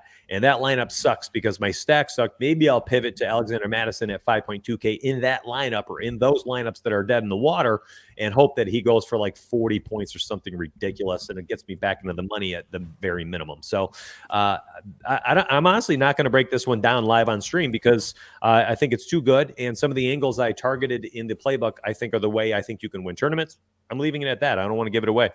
All right, then I'll leave what I have to say kind of under the rug too. I don't want to share your edge here in this one. I do believe, Kirk and Russ Wilson, they're going to combine for like 80 total passing attempts. It's going to be insane. And I know this is fantasy football 101, but if Dalvin Cook is inactive, who gets the biggest boost? Well, it's the wide receivers. It's Thielen, it's Justin Jefferson, KJ Osborne, who has went from, kind of a secret weapon to everybody seems like they're on him. And if you look at the ownership percentage in there, 8.5% owned on DraftKings. It looks like he's 3.3% owned on FanDuel. So the secret's not out. What are we going to do there? I would prefer, as you said, to stack Kirk Cousins with Thielen. He's a target hog in the red zone. And one little sneaky thing I might add here is Gerald Everett, the Seattle Seahawks tight end here. I mentioned him in bottom of the barrel week 1 and week 2. I think that there's a case to be made for Everett to find the end zone each and every week. Why can't Everett find double-digit touchdowns at the end of the season? I think Everett finds the end zone yet again here. $5,000 on FanDuel, and then on DraftKings, Everett is $3,000. So to me, he's more in play on DraftKings than FanDuel. We all know my propensity to punt tight ends, and he's my selection here. So yeah, I'm with you, Mitch. It looks like the final score I have, 34-31 in this one in favor of Seattle. So plenty of points to go around here. Yeah, it's going to be an interesting one. We've got another very interesting afternoon game. And I said when I let off this broadcast, as I fumbled around with my microphone to start the day, that, I thought the afternoon was going to be where people won and lost all their money today. Honestly, if you're winning early in the day and you don't have much exposure to Seattle, Minnesota, Tampa, and LA, I'm sorry, you potentially are losing the rest of your money. And vice versa. If you're not winning, don't be in Discord, don't be on Twitter, don't be on chat, Slack with your family, with your friends, calling your mom, crying, fussing and whining about your lineup. So I number win in DFS, because if you have exposure to these afternoon games, you have potential to absolutely go nuclear today. I'm sorry, the ownership is not high enough on these two games. I don't understand why. I honestly cannot figure it out. I am way more in on Seattle and Minnesota than this game because I think this one ends up being the game that people are stacking. But I do think the ownership's flat enough that we can still go there. If you're watching the stream right now, it looks like we have 111 people across the webs watching on certain platforms. If you are on YouTube and you're one of the people on YouTube, thank you for being here this morning with Beastie and I. If you could just hit that like button for us, it's a very easy way to support the stream, support us, putting our time and effort in here. We don't have like a marketing budget. We're a pretty small company still in year 2, as we have just hit our second year a month ago. And this is our marketing. It's YouTube. It's free. So if you hit that like button, it bumps us up in the SEO. People can find out who we are. And we'd appreciate that. We'd be humbled if you could do that for us, as we are here for you at 2.5 hours every Sunday morning. So, we're up to, it looks like 20-something people just hit the like button as I'm saying that. So thank you very much for doing that for us. That is very generous of you. It's very easy to do so. So thank you, thank you, thank you. D-Mill says he liked it before the stream even started. I appreciate that. I saw that. And Mitch, if I may for a moment, I just want to say how fantastic the Team Riser Fall community is. It's so supportive. And to be honest with you, you included, we put a lot of ourselves, we put ourselves out there in not the best ways. Like if I mentioned Guyton or Everett, not a lot of folks are talking about those, and potentially to look foolish, yet the Discord and on social media, everybody's so supportive. I can't tell you, this morning when I looked at the college football DFS Discord, everybody's saying, oh my God, this was thank you Beastie, thank you Mitch, thank you forever. I mean, it's very supportive and they're very kind. There's nobody going around going, you know what, Chris, you're a dummy for calling this guy to. I mean, everybody's so good, so supportive, and I'm very glad to be here. You really took the words right out of my mouth as far as the support just being humbling, right? I mean, it's wild. It's wild to see in Discord just the way everyone treats one another. And it's honestly from top down, from, the staff down to the members. It's more of like a family feel. It's correct, even beyond just a community. You see people cheering each other on. I've seen people down in the dumps in Discord and have 6-7 members jump in there and be like, hey, what are you doing though? Let's talk about your process. And just kind of regurgitating the things they've seen the staff do with other members when they've had these open public conversations. So it's really unique. It's, first off, this is our second Discord, as weird as that is. I totally fumbled the other one. We had 1,700 members in it and I blew it. And we had to create a second Discord a month ago, right before the season started. So the second one up to 800 members already. And it is a super, super active Discord. Been really cool to be a part of. I love being there. Guys like the Czech being in here as the opposite of supportive, as they won't even watch us on YouTube because they're old school. I could bust him down a little bit. He's my homie. He's an OG of mine. Goes back to my stream day starting in 2018, 2019. I've seen Czech around for years. So I love you, Czech. Appreciate you, dude. I hope you win yourself another Melee Maker today. Big budget baller over there. What's up, Allie? Good to see you. Still another friend of mine over there. Won't get off of Twitch. These people are killing me as I am asking people on YouTube to go ahead and support us on YouTube. Give us the like button. And they're like, yeah, we got you, Mitch. We got you. But we're chatting on Twitch. Appreciate you. I freaking love you both.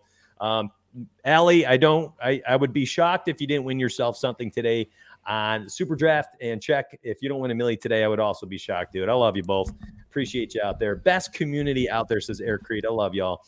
You guys are the best. I appreciate it. And look, as we were chatting, they just doubled our like buttons. We went up to 63 over there on YouTube. So thanks a lot. Fantastic. 100 people watching on YouTube. Now it looks like some people switched over and we're up to 120 total viewers. So I don't know what's happened. And look at that. Actually, we took 3 minutes to say, hey, could you support the stream? Hit the like button.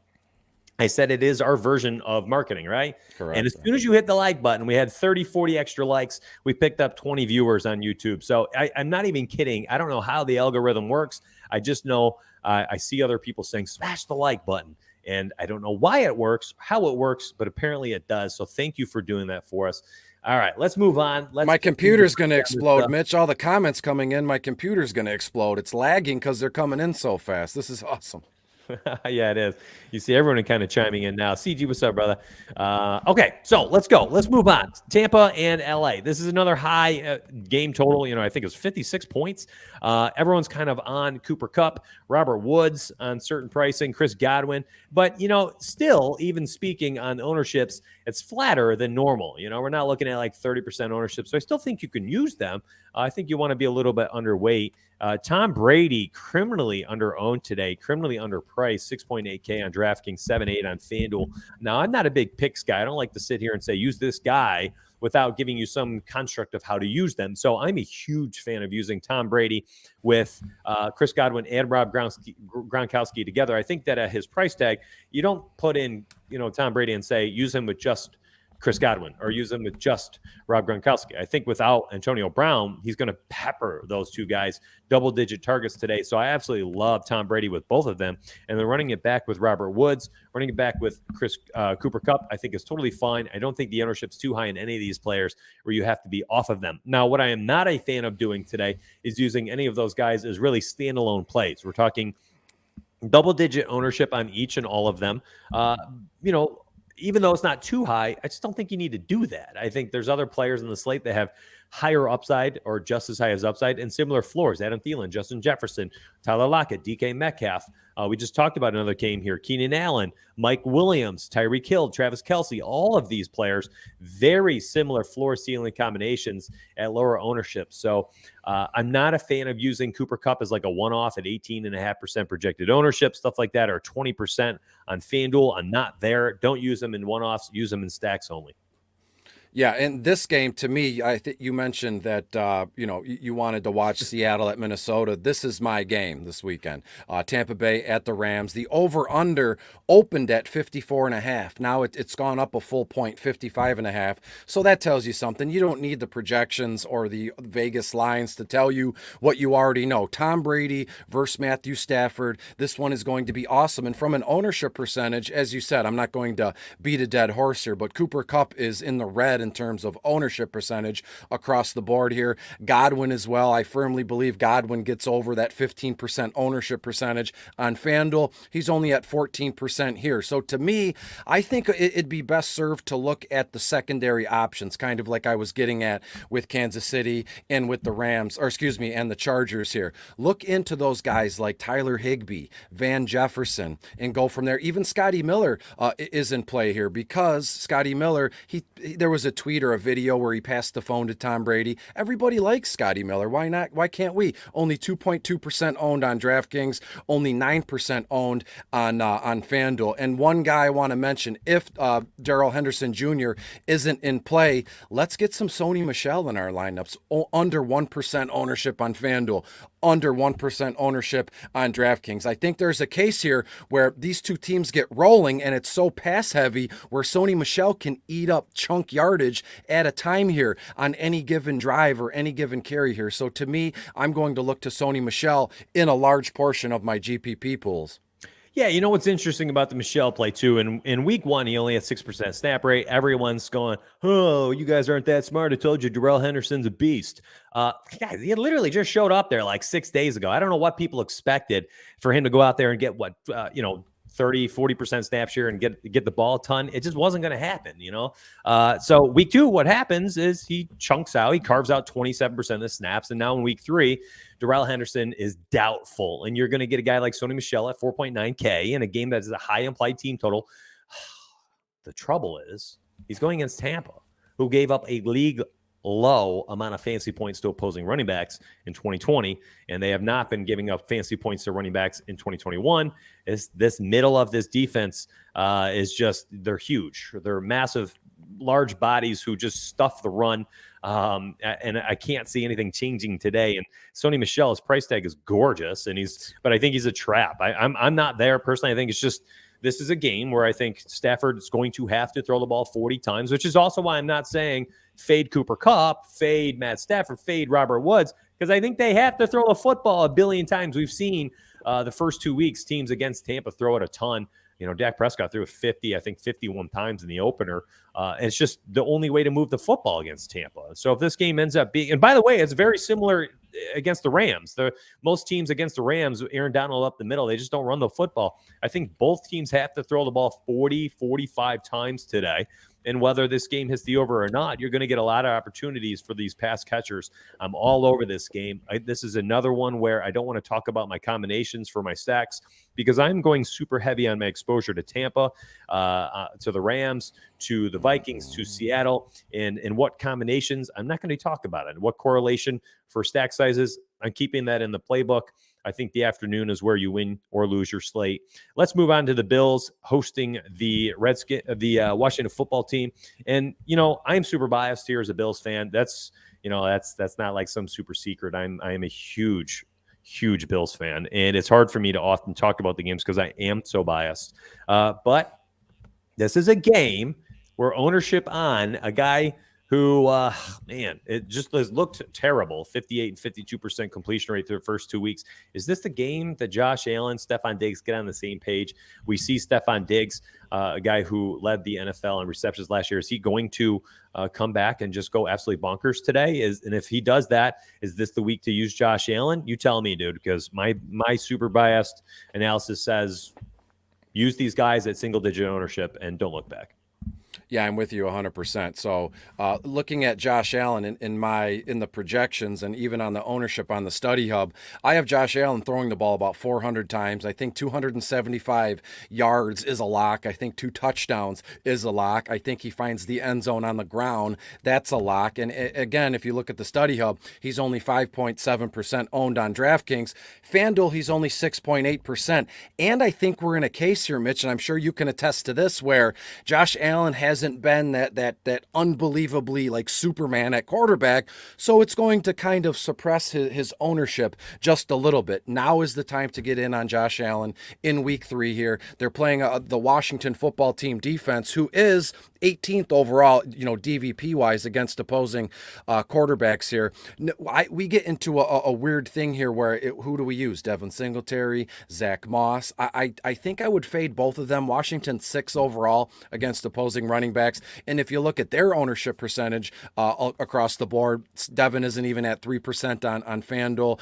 DraftKings. He's not even at 2% on DraftKings here. So to me, the play in terms of the running backs with J.D. McKissic, I think he has a role that's set in stone. And I don't want to be like that talking puppet head where here's a guy, or he has a role, all these DFS buzzwords here. But I think we can count on J.D. McKissic to catch the ball, 4 or 5 times. He'll get up to like 30, 40 yards. And at his price, it's not awful. He's $5,300 on FanDuel. On DraftKings, he's $5,200. Again, I think J.D. McKissic finds the end zone on a reception here. So at those prices, you're not, scoffing at that. You're not going, oh, he's useless, can't go from there. But to be honest with you, you know where my alliance lies. I'm a Detroit Lions fan, but I'm telling you now, maybe this will make you feel better, Mitch. Buffalo goes nuts in this one. They win big time. I think Buffalo puts up 34, 35 points in this one to Washington's only 14 or 17 points here. So we're going to get a big get-right Buffalo Bills game here.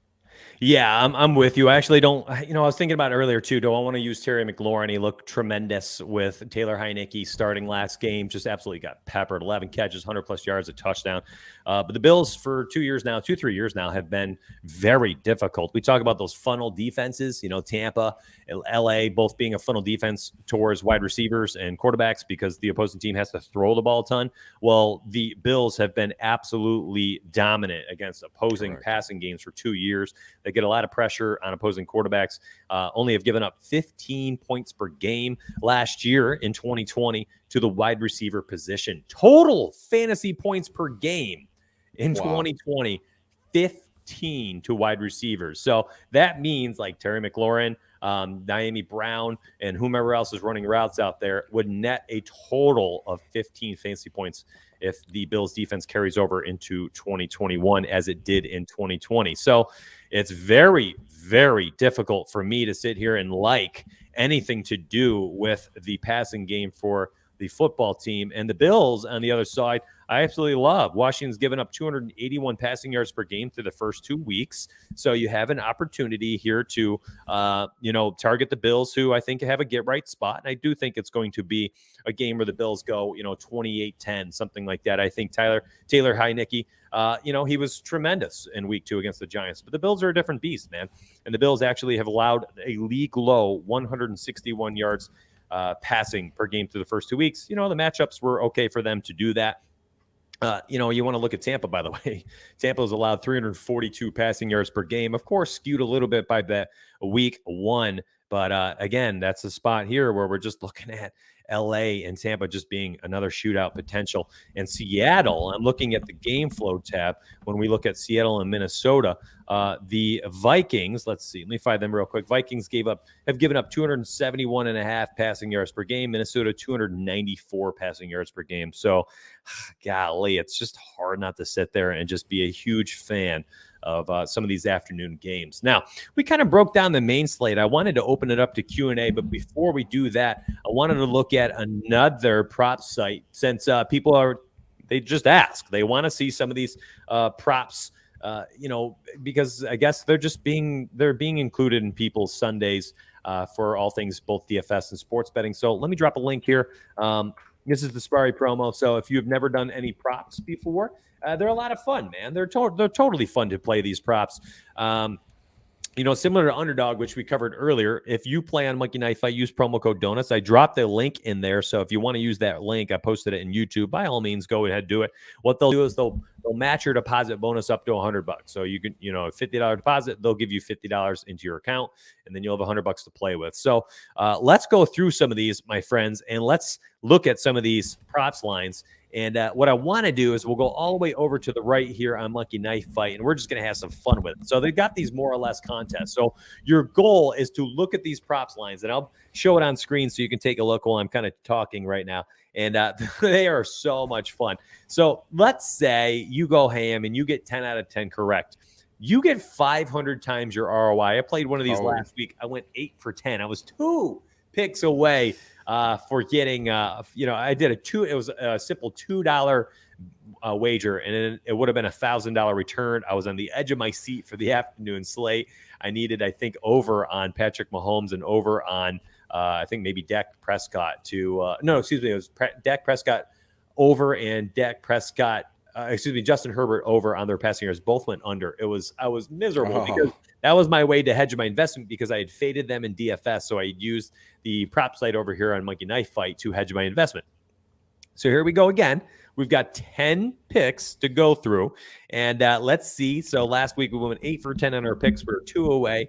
Let's see how we do this week. Promo code Donuts if you want to join us. And if you have never used it before, you can use the Monkey Knife Fight. I'm not going to sit here and go back and forth, but the Sparry model actually has a Monkey Knife Fight model where they pull all of the props lines right into our projections and then show what our projections are. For instance, it's A.J. Brown on Monkey Knife Fight as applied to, or his props line is 76.5 receiving yards. Well, the Sparry model has him at 67. So you can make quick picks this way. I think it's just going to be fun for you and I just to go up and down this list without looking at anything and just talk about it, dude. So let's go from left to right. Patrick Mahomes, 319.5 yards passing. Are you on the more or less in this one? I'm on the less in this one. It's going to be close. I mean, even remember when we mentioned I have him combined, with rushing, still falling short of the 337. But for this one, I think we can safely go under 319.5.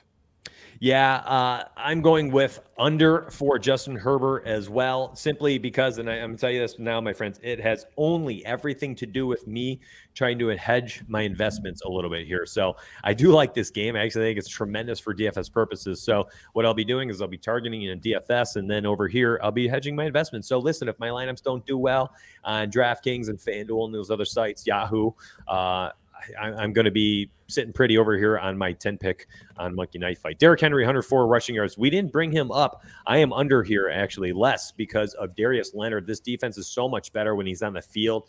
I've talked about this on a former podcast. If you watch that show, Ted Lasso, there's this character, Roy Kent, right? They got this song they sing for him when he's on the field. Roy Kent, he's there. He's here, he's there, he's every effing where. So that is Darius Leonard for the Colts defense. The guy is a machine, an MVP level type player. And had he not gotten hurt in the second half of last year, I think he would have been up for a defensive MVP of the year in the running at least. And Derrick Henry, a different beast, of course, 35 carries last week. Can always get there each and every week. But this is a divisional game. I think Darius Leonard being on the field is going to keep him hitting less at 104, which is a very high props line. I have, sorry to throw, water on your fire here. I have Derrick Henry for about 110 total rushing yards in this one. As you said, D. Leonard is probably my favorite defensive player as it stands now, but they are 12th. Indianapolis is 12th overall against opposing running backs, and I have Henry for about 25 carries in this one. He'll average about 4.5 yards a pop here, so I love him for 110 yards, finding the end zone again. So personally speaking, Mitch, I'm going to go over on Derrick Henry. Yeah, and so last year, if you want to look back, I like the 2 games that Derrick Henry had against Indianapolis as well. I had 103 in Week 10, 178 in Week 12.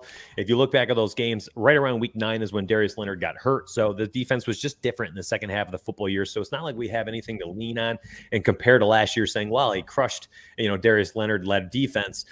It was just a different scenario. So I like that we're not on the same play because honestly, things just don't work if we just are, spitting the same analysis all day, every day. So broadcast would be over in 5 minutes. We'd be like, yeah, sure. I agree. You agree. Have a Sunday. Travis Kelce at 90.5 receiving yards.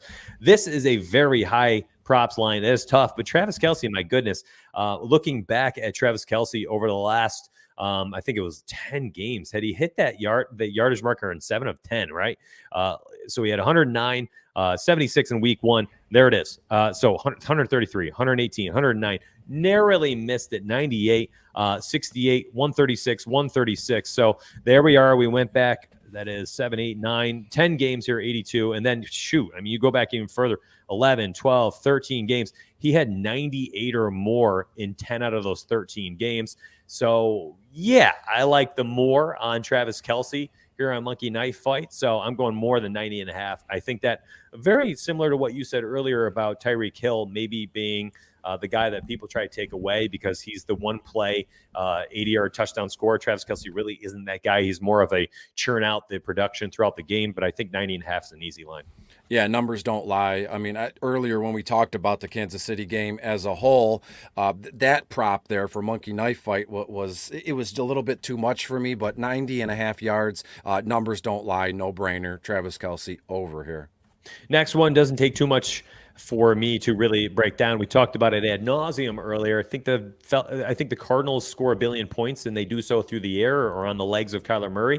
They can't run the football. They're not going to be able to continue to run the football. They're not a team that's going to run it with volume because neither back can really handle it. So Kyler Murray, I think, is going to chuck the football 38 times today with or without DeAndre Hopkins, and I think he's going to clear more 291 if Hopkins is in the game. Unfortunately, you can't go back and change this.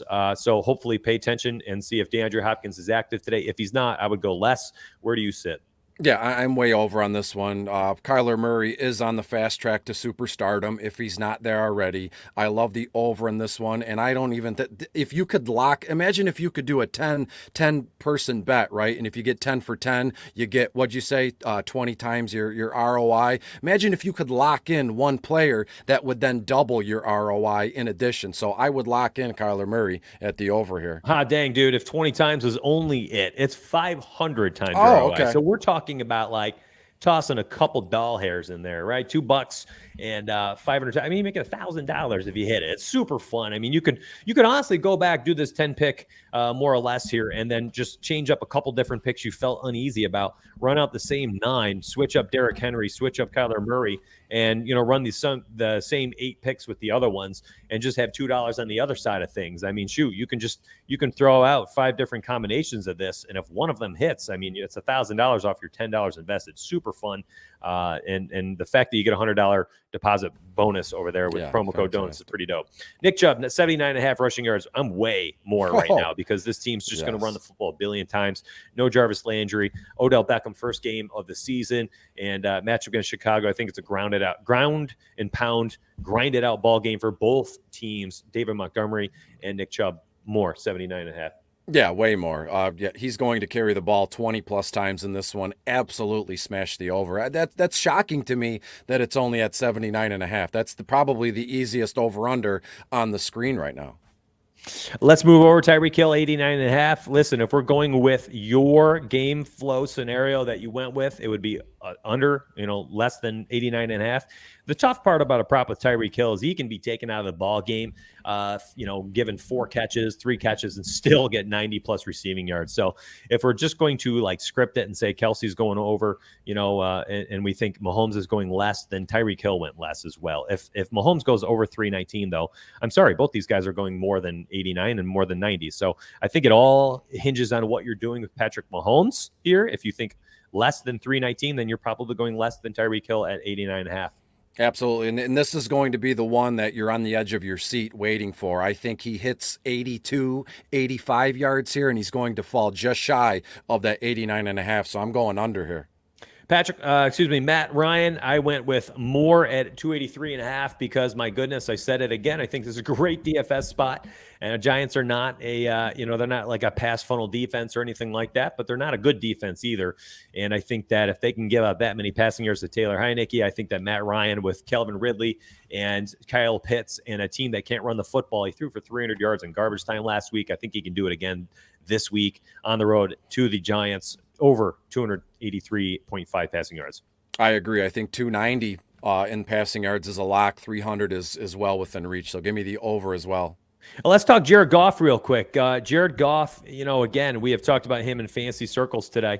338 passing yards week 1, 246 in week 2, and his line is at 269. We talked about this one being, potentially like a sneaky high-scoring game. If that happens, are you over or are you more or less than 269.5?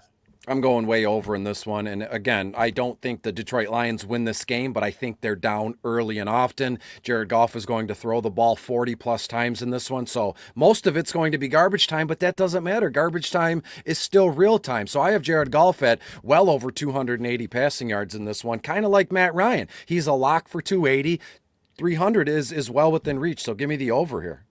Yeah, Sparring Model has Matt Ryan at 273, so we're going against the grain there. Sparring Model has Jared Goff at 283, so we're right on cue, and you nailed that 280 projection. He's at projected 283 passing yards. Let's do the last one. Lamar Jackson, 75.5 rushing yards.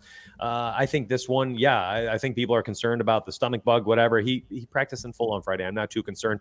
If they were really worried about hydration and all, and how he's feeling, he would not have been full go on Friday. And I get that it's, more of a walkthrough preparation at the NFL level, but they would have honestly had him, hydrating on the sideline or just not even out there, but he was out there full, not even limited, did conditioning, did it all. So he's fine. 75.5 rushing yards. I'm going more. When we look at the model for Lamar Jackson, actually has him right at 75.5 rushing yards. So it's a pick 'em. So where are you on Lamar Jackson in week 3? This one is tricky, probably the hardest one for me to select here. 75.5. I'm going to go over here. I don't expect Lamar Jackson to be running a lot in the second half because of the overall point implied total here. But again, they have to get to that high score somewhere. So I think Lamar Jackson gets this done in the first half here, Mitch. All right. Well, hey, let's move on to like the buy-in amount. So just so you understand, it's 500 times your ROI. Means you can throw a couple dollars in there, and literally just entertainment value only, and you're getting $1,000 return if it hits. If it doesn't, heck, who cares? It was $2. You had some fun with it. And honestly, DFS, sports betting, all these things, they should be fun. It's all hobby for most of us. Enjoy yourself while you're doing it. Do it with some control, take care of yourself a little bit while you're playing this stuff. And listen, if you have $5 in there, you hit $2,500. So let it ride. If you're feeling confident and enjoy yourself, let us know if you took it. Let us know if you did something different today. That is our final 10 pick for the Monkey Knife Fight, more or less. Let's move on to Q&A. My friends, our friends, please, by all means, if you have any DFS questions, any type of question, any type of lineup building, if you want us to hang out in our in Fantasy Cruncher here and talk some FC, I can do that for you as well. If you want to talk Study Hub, if you want to talk player projections, fire off your questions. And Chris, honestly, same thing for you, my friend. If you have like any specific thing you want to cover here over the next few minutes, any like sneaky plays, anything you want to break down, talk strategy wise that you didn't really have a chance to cover, I want you to be able to fire it off as well in any way, shape, or form. And we'll just kind of go rapid fire here with chat. If you guys have questions, I see people already asking a few. So please, this could be all things fantasy football, PPR, standard, whatever you want to ask. DFS, any site is in play. Props are in play. Sports betting is in play. Chris and I do it all. This is our careers at this point. We're doing this all day, every day. Chris is on 15 podcasts per week. Is on Fantasy Pros on Thursday with Joe. So Fire off your questions if you have them. All right, so first one here, and I'll let you take it. Chris, we have Mike Davis or CEH on DraftKings, and we purposely, neither of us really talked about Clyde Edwards-Helaire and his 4.8K price tag and his ownership over there for a reason, because I think the edge is too great to really give it away fully on a podcast with over 100 people watching. Where are you, just without kind of giving away too much here, Mike Davis or CEH on DraftKings? Well, realistically speaking, I'm going to go Clyde Edwards-Helaire here, although a lot of folks in seasonal formats, they're always asking, do I fade him? The start and sit questions here. But we can look at this game and we can realize that Clyde Edwards-Helaire is going to be involved big time. I'm sure you have the stat in front of you, how many offensive snaps he takes. Mike Davis is Mike Davis. He'll get the job. He'll do what he needs to do. I have Davis for about 12 carries, 50 yards. I got Clyde Edwards-Helaire for about 15 carries, 70 yards, and a touchdown on the ground. So give me Clyde Edwards-Helaire on DraftKings, who is, if I'm not mistaken, he is only $4,800 on DraftKings. So I love CEH over Mike Davis. Yeah, so snap rates, if you want to talk about 72% in week 1, 65% in week 2, 17, 13 touches. It's hard not to like him. And his ownership, I thought, would be like 35% or something today after I saw everyone under the sun just talking about using him this week. But our projected ownership, I think, was 18% or so. So I'm not too concerned. It's not like it's uber chalk, but it's also 4.8K. Listen, higher priced players, if they're chalkier, 18, 20%, I'm actually trying to get off them. That's the Cooper Kupps of the world. If we're talking about a bargain play, 4.8K, I'm comfortable with a guy who's 15 to 20% owned. That is not too bad, especially at the running back position. So I like Clyde as well today. Mike Davis just ain't doing it for me in any way, shape, or form. And I'll take the guy who just plays on a better offense. Honestly, that's really what it comes down to than, Mike Davis in Atlanta. Now, if we're talking about, a site like Superdraft, let's slide over to that because someone was asking about Superdraft. Clyde Edwards-Helaire, his Superdraft multiplier is 1.4. That is significant. That gives you, listen, if he gets 60 yards and a touchdown, you're sitting pretty at close to 20 points with nothing else happening. No receptions, no receiving yards, anything. Can he get there? I think he can. Even if he doesn't score a touchdown today, can he rack up 80 yards, 4 or 5 catches? You're still sitting at close to 20-point projection. And I think this 19.14 point Superdraft projection is kind of the floor. So I like him a lot. Let's keep going. Alexander Madison in Superdraft. Hey, let's look at him. Superdraft, I know people like to ask these questions on these streams because you guys know that is, if you have followed me for the last couple of years, that is where I've absolutely made bank. Hit a $27,000 week last year, $15,000 week last year in Superdraft. It's been my home for a couple of years here. Wow. So I love Madison at 1.75 on Superdraft. Again, I don't play the same types of players I do on Superdraft that I do on the other sites. This is Superdraft's honestly a place where I try to get different. 1.75 times multiplier. I love with the uncertainty of Dalvin Cook, and you can plug him in. And again, this is another player where he doesn't need to explode for you to be happy with his production. He can be a 65, 70-yard total guy. He can get 4 catches out of the backfield, and, you're looking at, 17, 18 points. It wouldn't kill you. Now, if he gets the touchdown on top of that, oh, my goodness, then you're looking at immediately a touchdown gives you a 10-point bonus. So he goes from 17 points to 27. If he has a better game than that, my goodness, you're rolling in it, and you'll basically need him to have the nuts on Superdraft this week. Do you like Do you play Superdraft at all, Chris? And if not, just answer the question with Alexander Madison. Do you like him if Delvin is out today? Absolutely. I played on Superdraft a little bit here and there. Again, I'm 37 years old, but sometimes I act like that 80-year-old get off my lawn man, right? I'm kind of set in my ways, but I venture out every once in a while. And in terms of Alexander Madison, absolutely. I have him for about 16 to 17-ish carries, 80 yards. I think he finds the end zone on the ground, a healthy 4.5 yards a carry in this one. So yeah, I'm all over Alexander Madison in a format like Superdraft. All right, let's slide over to Cup and Woods, and I think this is going to be an interesting one because their prices are a bit different, and I think their floors are a bit different as well, especially if we're talking about a site like DraftKings. And let me go ahead, and I'm going to show you some pretty cool stuff here. If we're looking at, first off, some people, and I'm going to just tell you this, not everybody can look at the Study Hub and decipher what they're looking at. It's a lot of data. It's a lot of numbers. It's a lot of colors. And it's built for people who like to work in Excel. It's built for people who like to work in data. In fact, you can even download this right on the site to your desktop and do all sorts of stuff in Excel with it if you want to. Now, if you are somebody who's like, man, just give me what I need to know, I probably should have led this off. We have a projections page for it. And I'm not going to pretend that everybody can use the Study Hub and feel comfortable. I think a lot of people need to be looking at the projections page only because the Study Hub itself is just too much data, and that's fine.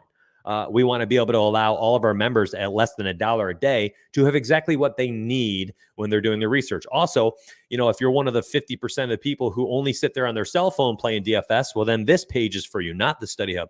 This page is mobile friendly. You can look at your cell phone, see the entire page on your cell phone, do whatever you want on your cell phone, and it's much easier to use than the Study Hub is on your cell phone. Again, Study Hub, it's like crazy scrolling all the way left and right for like days. You've got all sorts of data tabs at the bottom. The projections page, it's built for you, sitting on the toilet, pretending you're hiding from your family with IBS and building lineups.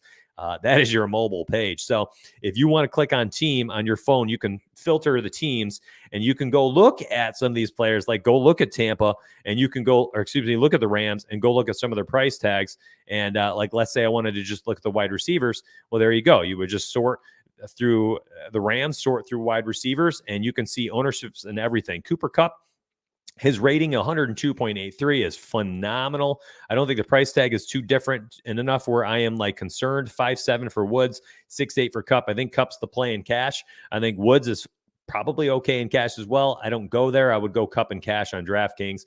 I'm using both in tournaments, but more so in stacks, not as one-offs.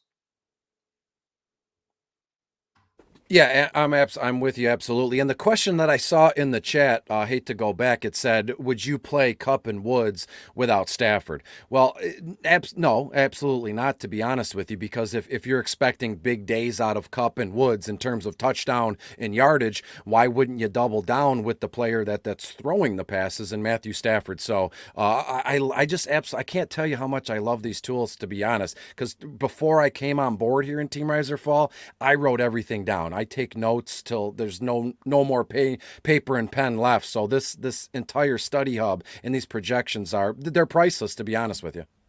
Yeah, I appreciate you saying that. It's been a really fun time to put this stuff together. Thinking back on, we have a lot of people watching the stream right now. By the way, we are up to 73 people on YouTube who have liked the video and over 115 watching. So thank you very much for all of that support. That's a very high ratio. It's usually like a 3-to-1 type thing where, like, if you have 100 people watching, 30 likes, we have 75%. That's our community, man. Super supportive. Back to what you had said 15, 20 minutes ago. Most supportive community I've ever been a part of. Correct. So thank you for that. Now, one thing we have always done, I think, to help out our community is continue to update, upgrade, and make things better for our members. Now, we've kind of got this reoccurring theme inside our staff where we want to put something out there that is of value, and then our goal after that is just to continuously make it more efficient and make it better for you. We don't need to always add new things. We want to continuously refine what we do to make it better.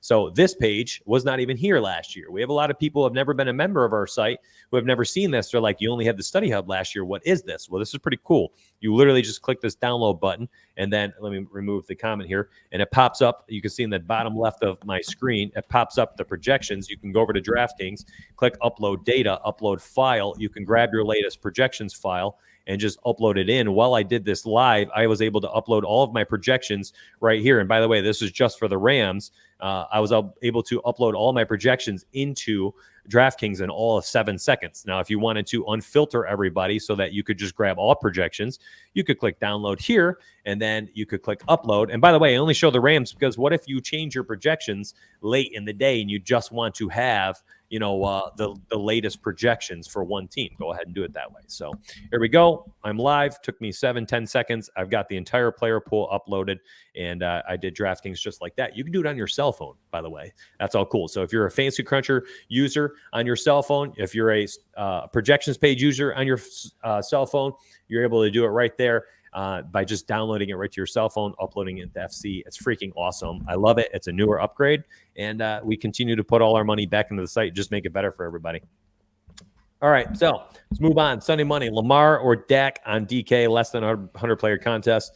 That's a very tough question. I haven't even looked at showdown slate for that Sunday night, Eagles and Cowboys. I know you did a little bit for Showdown. I have no clue what the Sunday to Monday price tags are, though, which makes that incredibly difficult for me to even look at. Let me pull it up here on FC.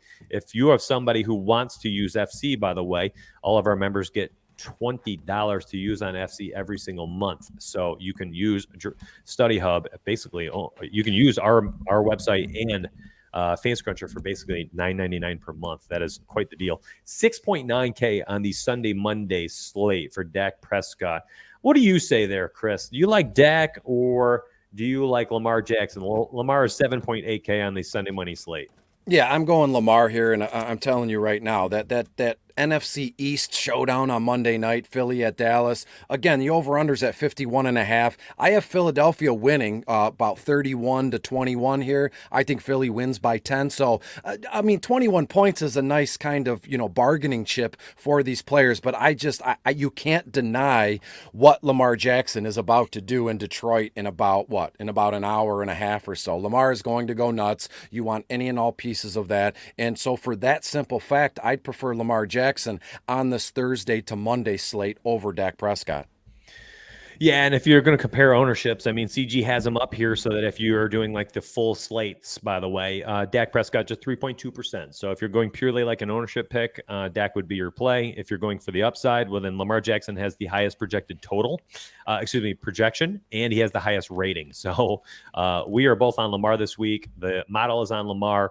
But if you're going pure ownership, Dak would be probably the play, and also because you can stack them up a little bit easier.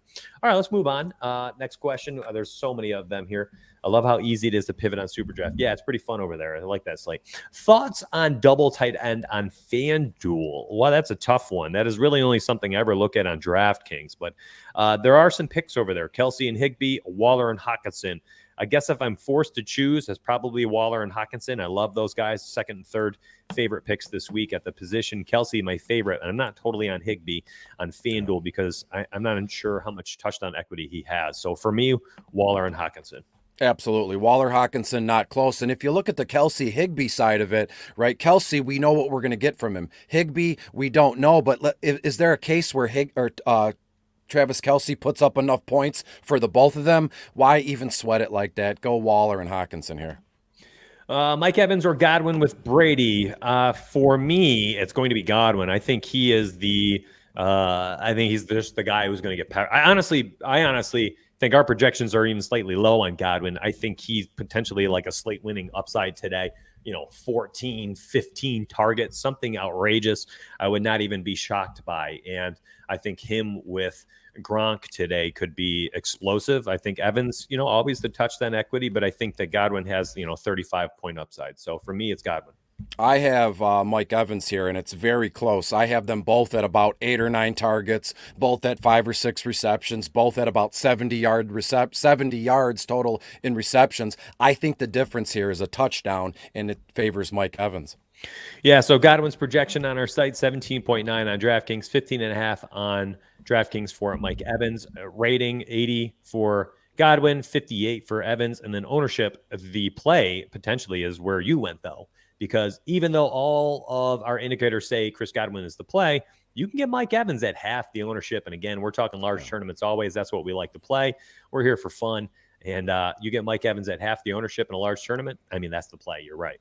Correct. Who's to say we don't see a Mike Evans 3 reception, 3 touchdown day? It's something weird's going to happen in that one. Yeah, and listen, no matter what, I think the play is just to make sure you get some Tom Brady exposure. So bingo. Let's move on here. A lot of questions. You guys are firing them off today. I appreciate that. This is fun. Are you guys on Chris Godwin as mother than other people? Yep, we got that one. KJ Osborne, here we go. Doesn't have a super draft projection. Okay. CG does the final projections at whatever, inactives 11:30. Aaron, just make sure you tag CG in chat, buddy. He can't really help you here through the stream. He's probably actually working on the model now. So Donuts Playbook is fire. Appreciate that, Bennett. It is. Yeah, the Donuts Playbook got an upgrade this past week, and I do not want to show you exactly everything here, so I'll do like a weird fast scroll through, but I actually had a leverage and public section where I showed where the public is and then where I'm pivoting and what type of leverage picks, and then I added a full cheat sheet, and I had like a final thought section, and I showed my rules for all things fantasy cruncher. So I really, really added some really unique, different things to the playbook. Now it's an all-encompassing way for you to basically use the playbook and be able to build lineups from that in and of itself, and then use the projections, tie in the player picks from the bottom of the barrel where you can get your value picks and stuff. And then honestly, I think with those two things on the projections themselves and ownerships, you guys should be able to put together some competitive lineups. So yeah, thank you very much, Chris Roberts. I had tremendous feedback, a lot of DMs, half dozen people posting stuff in Discord and tagging me saying they love the new additions. So Donuts Playbook, I think I'm going to run with that format probably for the remainder of the season. I might continuously refine it, like I talked about 5 minutes ago, where, you put something up there of value for members, and then you make it better and better each week. So that's what I'll probably continue to do, but I won't change too much from what it is right now. Let's see here. What else do we have?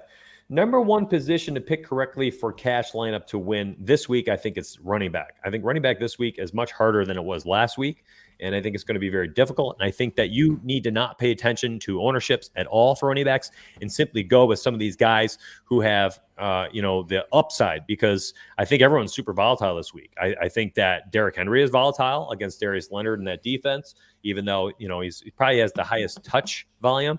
His price tag is the highest. Alvin Kamara on the road against New England. That's a very tough cash play.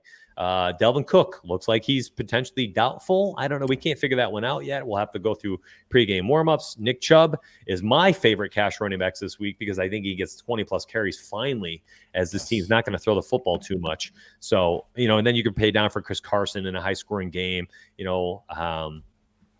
I think running back's a tough one, honestly. Chris, where are you at running back at cash? We really don't talk cash very much on this stream. We allow our content to be more of the cash viable stuff. Matter of fact, let me show off your cash cores for a hot second, and Sure. maybe you can talk us through that. I don't want to show too much of the cash stuff. I definitely think there's too much of an edge in cash here. So let's see. Yeah. BC, let's see. I just want to say I do my cash cores like early in the week. I think I've had these in since about Wednesday morning because I can't stress enough about making a decision and sticking with it when you're building your lineups. Obviously, people tweak and they run amok on Sunday morning, and I think that's a bad move. If I build a line, I'm leaving it. If I have any reservations, I just build a second lineup or a third lineup. And look, I know not everybody is rolling in dough and not everybody has a ton of money to put in FanDuel, but I'm telling you now, in seasonal formats and even in DFS formats, make a decision and stick with it, because you'll second guess yourself, and I've done it a million times. I make a wrong move or a pivot, and then I'm sick when the original players I had in go nuts. So I try and get my cash cores for NFL up fairly early on in the week after my initial gut reaction as I'm writing and building bottom of the barrel here. So to me, I love that early stuff. Get it in, let people kind of digest it, let them have the cores, and let them kind of figure out the X's and O's of where else they're going to go. And to your point here, your original question, I think wide receiver is what we have to get right this afternoon in terms of cash plays. There are so many wide receivers in that sweet spot of $5,600 to $6,000 here, and there's just so much. The lines of over-unders, they're moving constantly, and I think we need to get the wide receivers right from a cash game perspective. Yeah, and I want to add one more in for running backs. I was trying to think off the top of my head. Here's the deal, fam. I play several $1,000s per week in DFS, and I'm telling you, full transparency, not a single penny is in cash games. I just don't do it anymore. I'm in a different place in my playing career where I'm chasing glory, and I'm okay losing a couple grand each week, trying to get that big hit, right? The Dab and Puggle 50K, Saturday night MLB win, right? I'm chasing that. So I'm not a big cash player. I don't do it anymore, but I use the tools to try to identify who those players are. Saquon Barkley, certainly going to be one of those guys you're using in cash, and someone who my GPP mind doesn't even look at today. I probably uncheck them from my player pool, 100% just totally unchecked on every single site.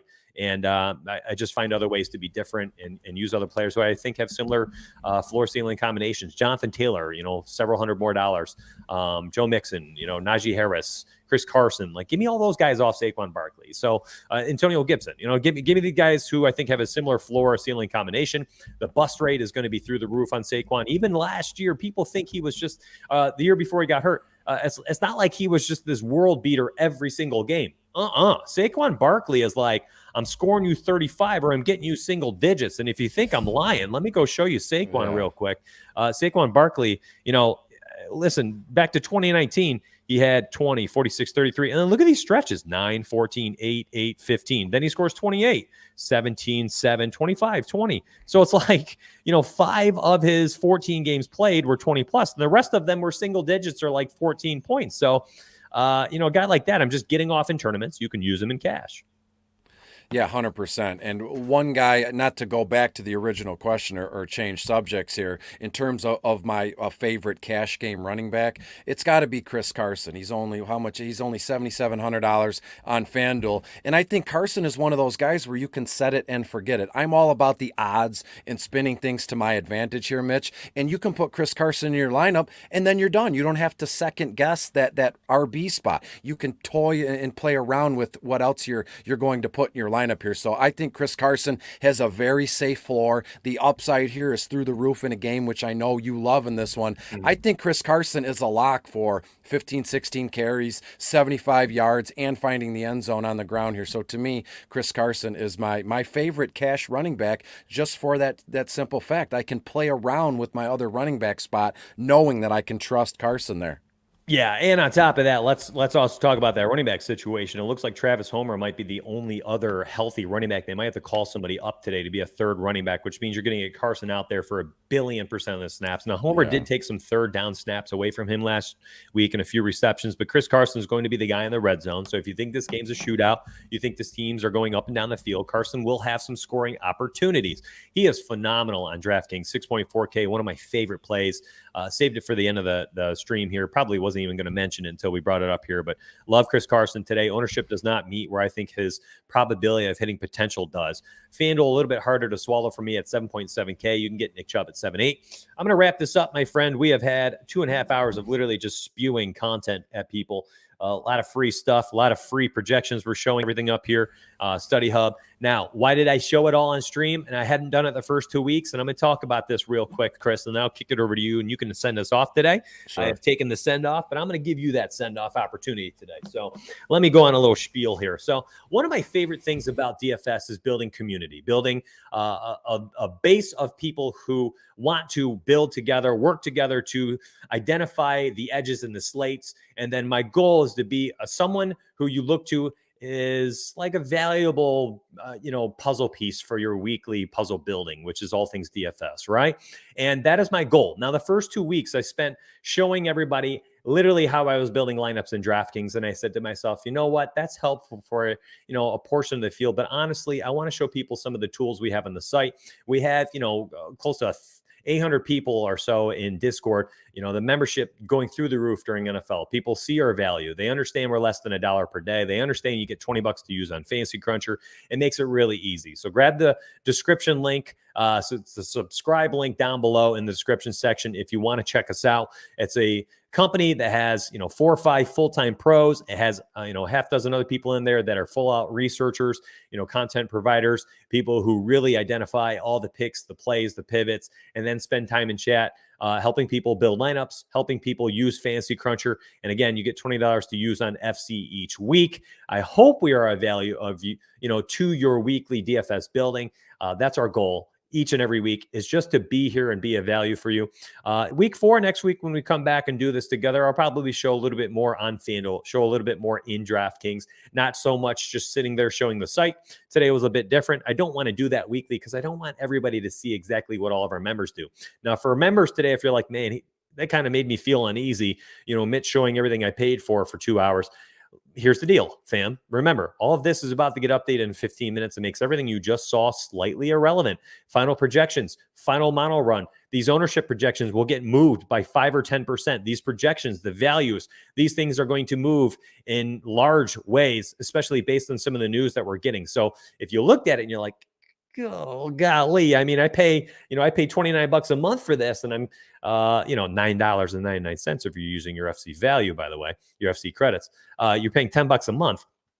Don't worry, everything's getting updated in about 15 minutes, and I don't want you to feel cheated out today. So I did want to say that. Chris, my friend, give us a positive spin on week 3 and send us off into the stratosphere, my friend. Thank you very much for watching today. And I'm going to let Chris close this out, and then I'll end the stream, and we'll catch you in Discord as we're building our lineups for the next 90 minutes as well. Sure. Yeah, we talk about Mitch is big on family, especially here with fantasy sports, DFS seasonal fantasy sports. We lost one of our own yesterday, Mike Tags at Fantasy Pros, and now it's an awful situation. It just bears in mind that we don't leave anything unsaid between your friends and your family. Tell them how you feel. Stop and smell the roses. All those cliches. What we're doing here, broken down to its simplest form, is building connections, having friendships, helping others. Yes, I can do this for you. Can you do this for me? So be aware of the folks are around you. Never leave anything unsaid. Call your family, call your mom, your dad, your brothers and sisters. Reach out on social media and say, hey, I like what you're doing. You bring a positive spin here. Just be mindful that what we do here, it's very fickle. It can all be taken away very fast. So be positive and never leave anything unsaid. I wish you and everybody else the best here in week 3. We'll be back in week 4 better than ever. And I just want to say, stop, disconnect, smell the roses, and enjoy everything we have to be thankful for here in week 3. You know, one more thing I wanted to add, and I meant to talk to you about this at the end when I was going to have you close this stream out. If you want to see what tags meant to the community, my goodness, the Fantasy Pros put this up, and they said, please, you know, if you could donate $100K, that helps with, you know, taking care of their family, taking care of the funeral and all that stuff, right? And they said they'll match it. They said, listen, if we can get to 100K, Fantasy Pros will put 100K in there to get to 200. $301,000 from the fantasy and the football communities was raised for Mike Taglieri's family. His wife Tabby, he has 2 kids, 18 and 4 years old. And you see people throwing tens of thousands of dollars in here to support their family. And my goodness, just a beacon of positivity since the day that I found out who Mike was about 4 or 5 years ago on Twitter, and I followed him ever since. The guy is just he was just a beacon of positivity, very kind to everyone he came across. And I wanted to share the GoFundMe in chat, so that is what that link is that you're looking at right now. If you feel moved to donate and help out his family, you know, it made me cry yesterday thinking about leaving behind 2 kids, and I just cannot imagine. As I have a 3 and a 5-year-old, I can't imagine it. And I would hope that if anything ever happened, that people would be able to circle around and take care of my family. So here we are. I want to, you know, make sure that we all see a way to support someone and a family in need. And it's a terrible thing. And it's, there's no words to really kind of highlight just the tragedy that it is. So please stay safe out there, stay healthy, take care of your bodies, take care of your health, and protect those around you. And if you have the opportunity and the opportunity to, you know, shuttle a few of your dollars away from DFS today, away from sports betting, and to donate here, I think it's something we should all be doing today. All right, everybody, have a good, wonderful day. Take care of yourselves, and hug those that you love. All right, we'll see you all on Monday. And Chris, thank you for today and support from our community. Thank you very much, and we'll see you later.